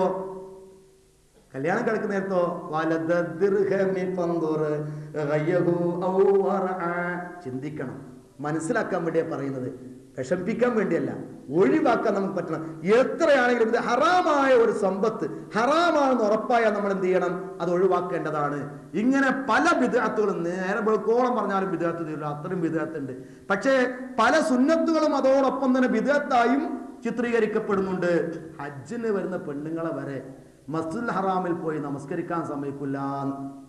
നമ്മുടെ നാട്ടിലെ ചില പണ്ഡിതന്മാരെ എടങ്ങറാക്കുന്ന ഏർപ്പാടാണുള്ളത്. എത്ര മടങ്ങ് പ്രതിഫലാണ്, എത്ര മടങ്ങ് പ്രതിഫലം കിട്ടും, എത്ര ലക്ഷക്കണക്കിന് പ്രതിഫലം കിട്ടുന്ന മസ്ജിദുൽ ഹറാമിൽ വെച്ച് അവിടെ 2 റക്അത്ത് അള്ളാഹുവിന് വേണ്ടി നമസ്കരിക്കാൻ നമ്മുടെ സഹോദരന്മാർക്ക് അവകാശമില്ല. ഇത്തഖദു അഹ്ബാറഹും വറുഹ്ബാനഹും അർബാബൻ മിൻ ദൂനില്ലാഹ്. നമ്മളെ പാവപ്പെട്ട ആളുകൾ ഈ പുരോഹിതന്മാരെയും പാതിരിമാരെയും അല്ലാത്ത റബ്ബുകളാക്കി മാറ്റിയിരിക്കുന്നു. ഒരു ഹറാമാന്ന് പറഞ്ഞ ഹറാം, അവര് ഹലാലാന്ന് പറഞ്ഞ ഹലാല്. നമ്മൾ എന്ത് ചെയ്യണം? പ്രസംഗത്തിന് ആദ്യത്തിൽ തന്നെ പറഞ്ഞു, അള്ളാഹുവിന്റെ ഖുർആനിലേക്ക് മടക്കുക, റസൂലുള്ളാഹിന്റെ സുന്നത്തിലേക്ക് മടക്കുക. നബി സല്ലല്ലാഹു അലൈഹി വസല്ലം പറഞ്ഞു, ഇദനൂ ലിന്നിസാഇ, സ്ത്രീകൾക്ക് നിങ്ങൾ അനുവാദം കൊടുക്കണം, ബില്ലൈലി, രാത്രി പോലും, ഇലൽ മസാജിദി, പള്ളിയിൽ പോവാൻ, രാത്രി പള്ളിയിൽ പോകണമെന്ന് സ്ത്രീകൾ പറയുകയാണെങ്കിലും നിങ്ങൾ അനുവാദം കൊടുക്കണം. ലാ തംനഉ ഇമാ അല്ലാഹി അൻ യുസല്ലീന ഫിൽ മസ്ജിദി, പള്ളിയിൽ വെച്ച് സ്ത്രീകൾ നമസ്കരിക്കുന്നത് നിങ്ങൾ തടുക്കാൻ പാടില്ല, തടുക്കാൻ പാടില്ല. അതുപോലെ തന്നെ വഫീഹി, ഈ ഹദീസ് ഉദ്ധരിച്ച് പറയുന്നു, അന്നൻ നിസാ, അതായത് നബി കരീം സല്ലല്ലാഹു അലൈഹി വസല്ലം രാത്രി പോലും സ്ത്രീകളെ തടയരുത് എന്ന ഹദീസ് വിശദീകരിച്ചുകൊണ്ട് ഫത്ഹുൽ ബാരിയിലും ശറഹ് മുസ്ലിമിലും ഒക്കെ വിശദീകരണമുണ്ട്.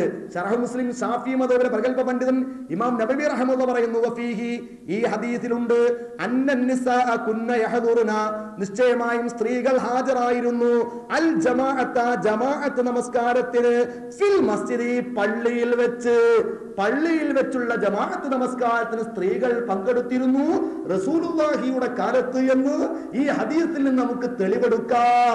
ആരാ പറയുന്നത്? ശാഫിഈ മദ്ഹബിലെ പ്രഗൽഭ പണ്ഡിതനായ ഇമാം നബവി റഹ്മത്തുള്ളാഹി. ആരാ ഇത് പാടില്ല എന്ന് പറയുന്നത്? ഞങ്ങൾ ശാഫിഈ മദ്ഹബിന്റെ ആളുകളാണ് എന്ന് വാദിച്ചു കൊണ്ടിരിക്കുന്ന നമ്മുടെ സഹോദരന്മാരും പണ്ഡിതന്മാരും.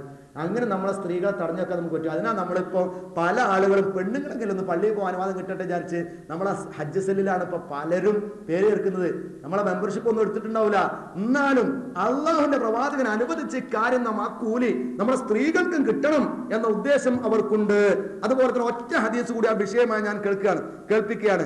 ആയിഷ റളിയല്ലാഹു തആല പറയുന്നു, ലഖദ് കാന റസൂലുള്ളാഹി സ്വല്ലല്ലാഹു അലൈഹി വസല്ലം യുസല്ലിൽ ഫജ്റ, നബി കരീം സ്വല്ലല്ലാഹു അലൈഹി വസല്ലം ഫജ്ർ നമസ്കരിക്കും, ഫതഷ്ഹദു മഅഹു നിസാഉം മിനൽ മുഅ്മിനാത്ത്, സത്യവിശ്വാസികൾപ്പെട്ട സ്ത്രീകൾ പ്രവാചകനോടൊപ്പം ആ നമസ്കാരത്തിൽ പങ്കെടുക്കും. എന്നിട്ട് വഫിൽ ഹദീസി, ഈ ഹദീസിലുണ്ട്, ഇസ്തിഹബാബുൽ മുബാദറ ബിസ്വലാത്തി സുബ്ഹി, നേരത്തെ സുബഹിന് പോകണം, സുബഹി നമസ്കാരം നേരത്തെ പോകണം. ഫി അവൽ വക്തി, ഒന്നാമത്തെ വക്തിൽ തന്നെ. വജവാസു ഖുറൂജിൻ നിസാഇ ഇലൽ മസാജിദി, പള്ളിക്ക് സ്ത്രീകൾക്ക് പോകാം എന്നുള്ളതിനും ഇത് തെളിവാണ്. അപ്പൊ നമ്മളിങ്ങനെ കുറെ പറയുമ്പോൾ ആദ്യമൊക്കെ എതിർത്തു, പല കാര്യം നമ്മളെ പണ്ഡിതന്മാർ പറഞ്ഞു. പക്ഷെ ഇപ്പൊ എന്താ, കാസർഗോഡ് മുതൽ തിരുവനന്തപുരം വരെ യാത്ര ചെയ്ത 3 കൊല്ലം മുമ്പ് കാണാത്ത പല ബോർഡും പല പള്ളിന്റെ മുന്നിൽ, നിങ്ങൾ നാട്ടിൽ പോകുമ്പോൾ നോക്കുക, 3 കൊല്ലം ഇവിടെ താമസിച്ച് കഴിഞ്ഞ ആളുകൾ ഇന്ന് കാസർഗോഡ് മുതൽ തിരുവനന്തപുരം വരെ ഒന്ന് യാത്ര ചെയ്ത എല്ലാ പള്ളിന്റെയും മുന്നിൽ, പല പള്ളിന്റെ മുന്നിൽ സ്ത്രീകൾക്ക് നമസ്കരിക്കാനുള്ള സ്ഥലം, സ്ത്രീകൾക്ക് നമസ്കരിക്കാനുള്ള സ്ഥലം. അതുപോലെ തന്നെ യാത്രക്കാരികളായ സ്ത്രീകൾക്ക് നമസ്കരിക്കാനുള്ള സ്ഥലം വേറെ വേറെ ബോർഡ് എഴുതി വെച്ചിട്ടുണ്ട്. അത് പണ്ട് ഹറാമാണെങ്കിൽ ഇപ്പൊ അംഗീകരിക്കാൻ തുടങ്ങി. അത് തന്നെ മർമ്മരത്തിൽ വളരെ വ്യക്തമായി സമസ്തയുടെ 60ാം വാർഷിക പതിപ്പ് മർമ്മരത്തിൽ വ്യക്തമായി എഴുതി. എന്താ എഴുതിയെന്നറിയാമോ നിങ്ങള്? ഈ സമയമായാൽ പുരുഷന്മാർക്ക് നമസ്കരിക്കാൻ വിമാനത്താവളം, റെയിൽവേ സ്റ്റേഷൻ, ആശുപത്രി തുടങ്ങിയ സ്ഥലങ്ങളിൽ യഥേഷ്ടം സൗകര്യമുണ്ട്. എന്നാൽ നമ്മുടെ സ്ത്രീകൾക്ക് അതിന് സൗകര്യമില്ല എന്നുള്ളത് മിതമായ ഭാഷയിൽ പറഞ്ഞാൽ അവരോട് കാണിക്കുന്ന അവഗണനയാണ്. അതുകൊണ്ട് വിമാനത്താവളം, റെയിൽവേ സ്റ്റേഷൻ, ആശുപത്രി തുടങ്ങിയ സ്ഥലങ്ങളിൽ നമ്മുടെ സഹോദരികൾക്ക് നമസ്കരിക്കാനുള്ള സൗകര്യം ഏർപ്പെടുത്തണം. അത് പള്ളിയോടനുബന്ധിച്ചായാൽ ചെലവ് ചുരുക്കുകയും ആകാം. വളരെ വ്യക്തമായി എഴുതി. എത്ര കാലായി ഇതൊന്നും ഇങ്ങനെ എഴുതി കിട്ടാനും പറയാനും വേണ്ടി വഴുത് പറയാൻ തുടങ്ങി. നമ്മൾ മുടങ്ങാതെ പറഞ്ഞു, എറിഞ്ഞാലും വേണ്ടില്ല, കുത്തിയാലും വേണ്ടില്ല, ആട്ടിയാലും വേണ്ടില്ല, നമ്മളിങ്ങനെ പറഞ്ഞുകൊണ്ടേയിരുന്നു. ഉദാഹരണം പറയുകയാണെങ്കിൽ, നമ്മൾ പണ്ടേ പ്ലാവുമ്മ കായ്ക്കുന്ന സാധനത്തിന് ചക്കാന്ന് പറഞ്ഞു, ചക്കലടാ എന്നാണ് എറിഞ്ഞ് നമ്മളെ അടിച്ച് ആട്ടി. അവസാനം കുറെ കൊല്ലം കഴിയുമ്പോൾ നമ്മളൊന്ന് തിരിച്ചു വെച്ചു. പിന്നെ എന്താണത്? അത് പ്ലാക്കായി ആണ്. നമ്മൾ സ്ത്രീകൾ നമസ്കരിക്കാൻ പള്ളിയോടനുബന്ധിച്ച് സ്ഥലം ഉണ്ടാക്കണം തന്നെ പറഞ്ഞത്. അത് പള്ളിയോടനുബന്ധിച്ച് തന്നെ വരാന്തയിലോ താഴെയോ അണ്ടർഗ്രൗണ്ടിലോ, അരീകോട് പോലത്തെ പള്ളിയിലൊന്നും എവിടെ പെണ്ണുങ്ങൾ വരിക തന്നെ അറിയില്ല. ഭൂമിന്റെ അടിയിലാണ് വരുന്നത്, നമ്മൾ നമസ്കരിച്ച് പോണ്. ഇത് തന്നെ നമ്മൾ പറഞ്ഞത്. ഇപ്പൊ അത് വ്യക്തമായി എഴുതുകയും ചെയ്തു. നമ്മൾ ആ സ്മരണിക എടുത്ത്, മർമ്മരം എന്ന സ്മരണിക എടുത്ത് നിങ്ങൾ വായിച്ചു നോക്ക്. ഇതൊക്കെ ഞാൻ നേരെ വായിച്ച് പഠിച്ച് മനസ്സിലാക്കി പറയാട്ടോ, വെറുതെ കേട്ടോനെ കേട്ട് പറയല്ല. അതുകൊണ്ട് നമ്മൾ മനസ്സിലാക്കണം, സുന്നത്ത് ജീവിപ്പിക്കണം. അതുപോലെ തന്നെ എന്ത് ചെയ്യണം? നമ്മൾ ബിദ്അത്ത് ഒഴിവാക്കുകയും ചെയ്യണം. ഇനിയും ഒരുപാട് ബിദ്അത്തുകളും ഒരുപാട് സുന്നത്തുകളും വിശദീകരിക്കാനുണ്ട്. ഞാൻ തൽക്കാലം ഈ വിഷയം ഇവിടെ വെച്ച് അവസാനിപ്പിക്കുകയാണ്. ഇത്രയും സമയം നിങ്ങൾ കേട്ടതിൽ നിന്ന് ചില ബിദ്അത്തുകളൊക്കെ, കുറച്ച് സുന്നത്തുകളൊക്കെ നിങ്ങളെ കേൾപ്പിച്ചിന്. ഈദ്ഗാഹ് പറയാനുണ്ട്, അതുപോലെ സംഘടിതമായ സക്കാത്ത് പറയാനുണ്ട്. ഇതൊക്കെ ഇപ്പൊ നടപ്പിലാക്കാൻ തുടങ്ങി. പണ്ട് പാടില്ലെന്ന് പറഞ്ഞ് നടപ്പിലാക്കാൻ തുടങ്ങി. അത് ഒരു ഉദാഹരണം ഞാൻ പറയാം. കഴിഞ്ഞ വലിയ പെരുന്നാൾ, ഈ പെരുന്നാളിനല്ല, കഴിഞ്ഞ ചെറിയ പെരുന്നാളിന് കണ്ണൂര് ഈദ്ഗാഹിന് നേതൃത്വം വഹിച്ചത് ഞാനാ. ഈദ്ഗാഹിന് അവിടെ സുന്നികളും ജമാഅത്തും മുജാഹിദും ഒക്കെ കൂടെ ഒരുമിച്ചൊരു ഈദ്ഗാഹാണ്. എത്ര പതിനായിരക്കണക്കിന് ആളുകൾ ആ പരിപാടിക്ക് പങ്കെടുക്കുന്നുണ്ട്. അവിടെ എല്ലാവരും ഉണ്ട്, സുന്നികളുണ്ട്, മുജാഹിദുകളുണ്ട്. അവിടെ നിബന്ധന എന്താ ഖത്തീബിനെന്നറിയോ? ഖുത്ബ മലയാളത്തിൽ പറയണം. പിന്നെന്ത് ചെയ്യണം? സ്ത്രീകൾ ഇതിൽ പങ്കെടുക്കാൻ അനുവാദം കൊടുക്കും വേണം. സ്ത്രീകൾ പങ്കെടുക്കാനുള്ള അനുവാദവും മലയാളത്തിൽ ഖുത്ബയും നടത്താൻ പറ്റിയ ആളായിരിക്കണം ഖത്തീബ്. അങ്ങനെ ജമാഅത്ത് ഇസ്ലാമിക്കാർക്ക് ഒരു നോമ്പിനുണ്ട്, മുജാഹിദിന് ഒരു നോമ്പിനുണ്ട്. ഇത് പറയാൻ പറ്റിയ സുന്നിയക്കും ഈ നിയമം അംഗീകരിക്കാൻ പറ്റിയ സുന്നി മൂല്യാർക്കും എന്ത് ചെയ്യുക? ഒരു ഖുത്ബ അറിയാം. അങ്ങനെ ജനങ്ങളൊക്കെ ഇത് അംഗീകരിക്കാൻ തുടങ്ങിയിട്ടുണ്ട് ഈ കാലഘട്ടത്തിൽ. മഞ്ചേരിയൊക്കെ ലക്ഷക്കണക്കിന് റുപ്യ സംഘടിതമായി സക്കാത്ത് ശേഖരിക്കുന്നത്. സംഘടിതമായി സക്കാത്ത് കൊടുക്കണമെങ്കിൽ ഇസ്ലാമിക ഭരണമാണെന്ന് പറഞ്ഞത്. സംഘടിതമായി നിസ്കരിക്കാൻ ഇസ്ലാമിക ഭരണമാണെന്ന് ഏതായാലും പറഞ്ഞില്ല, മഹാഭാഗ്യം. സംഘടിതമായിട്ട് സക്കാത്ത് കൊടുക്കണമെങ്കിൽ ഇസ്ലാമിക ഭരണം എന്നുള്ള നാട്ടിലെ അത് നടപ്പിലാക്കേണ്ടതുള്ളൂ എന്നാ പറയുന്നത്. ഒറ്റക്കൊറ്റക്ക് കൊടുത്താലേ സക്കാത്ത് വീടുള്ളൂ എന്ന് നമ്മൾ പറഞ്ഞു. ധനികന്മാരിൽ നിന്ന് സ്വീകരിക്കുക, ദരിദ്രന്മാർക്ക് വിതരണം ചെയ്യുക. ഇതാണ് സക്കാത്തിന്റെ സമ്പ്രദായം എന്ന് പഠിപ്പിച്ചു. അത് ഉൾക്കൊള്ളാൻ തുടങ്ങി ജനങ്ങള്. അപ്പോഴാണ് നമ്മളല്ലാത്ത മഹല്ലുകളിൽ തന്നെ സംഘടിതമായി സക്കാത്ത് വിതരണം തുടങ്ങി. എല്ലാം ശുദ്ധമായി കലാശിക്കുന്നുണ്ട്. നിർത്താതെ പറഞ്ഞുകൊണ്ടിരിക്കുക. അത് വേണ്ട, വിട്ട് കളയണ്ട, നിർത്താതെ പറഞ്ഞുകൊണ്ടിരിക്കുമ്പോൾ ആദ്യം എതിർത്തവർ പിന്നെ സ്വീകരിക്കും. ഇത് നമ്മൾ പഠിക്കുക, ചിന്തിക്കുക, മനസ്സിലാക്കുക. ഞാൻ ഇത്രയും സമയം നാട്ടിൽ ഇവിടെ വന്ന് ഇങ്ങനെ പറഞ്ഞത് നിങ്ങളെ വേദനിപ്പിക്കാൻ വേണ്ടിയല്ല, സത്യമാണ്, യാഥാർത്ഥ്യമാണ് നിങ്ങളെ മുമ്പിൽ കേൾപ്പിച്ചത്. ബിദ്അത്തിനെ സ്നേഹിക്കുന്നവൻ, മുബത്തദിയെ ബഹുമാനിക്കുന്നവൻ ഏറ്റവും വലിയ പാപിയാണ് അവൻ. നേരത്തെ നമ്മൾ കേൾപ്പിച്ച പോലെ മൻ വഖറ സ്വാഹിബ ബിദ്അ ഫഖദ് അആന അലാ ഹദ്മിൽ ഇസ്ലാം. ഇസ്ലാമിനെ പൊളിക്കാൻ വേണ്ടി സഹായിച്ചവനാണ് ബിദ്അത്തിനെ സഹായിക്കുന്നവെന്ന. അപ്പൊ ബിദ്അത്ത് ഒരിക്കലും നമ്മുടെ ജീവിതത്തിൽ ഉണ്ടാകരുത്.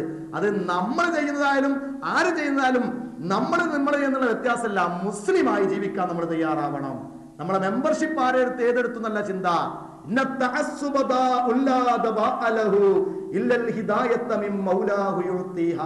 ഒരു ഭാഗം പറയുന്നത് മാത്രം ശരിയെന്ന് വിചാരിച്ച് അങ്ങോട്ട് ചായ എന്നുള്ള ഏർപ്പാട് അതൊരു രോഗമാണ്. തഅസ്സുബ്, പക്ഷപാതം ഒരു രോഗമാണ്.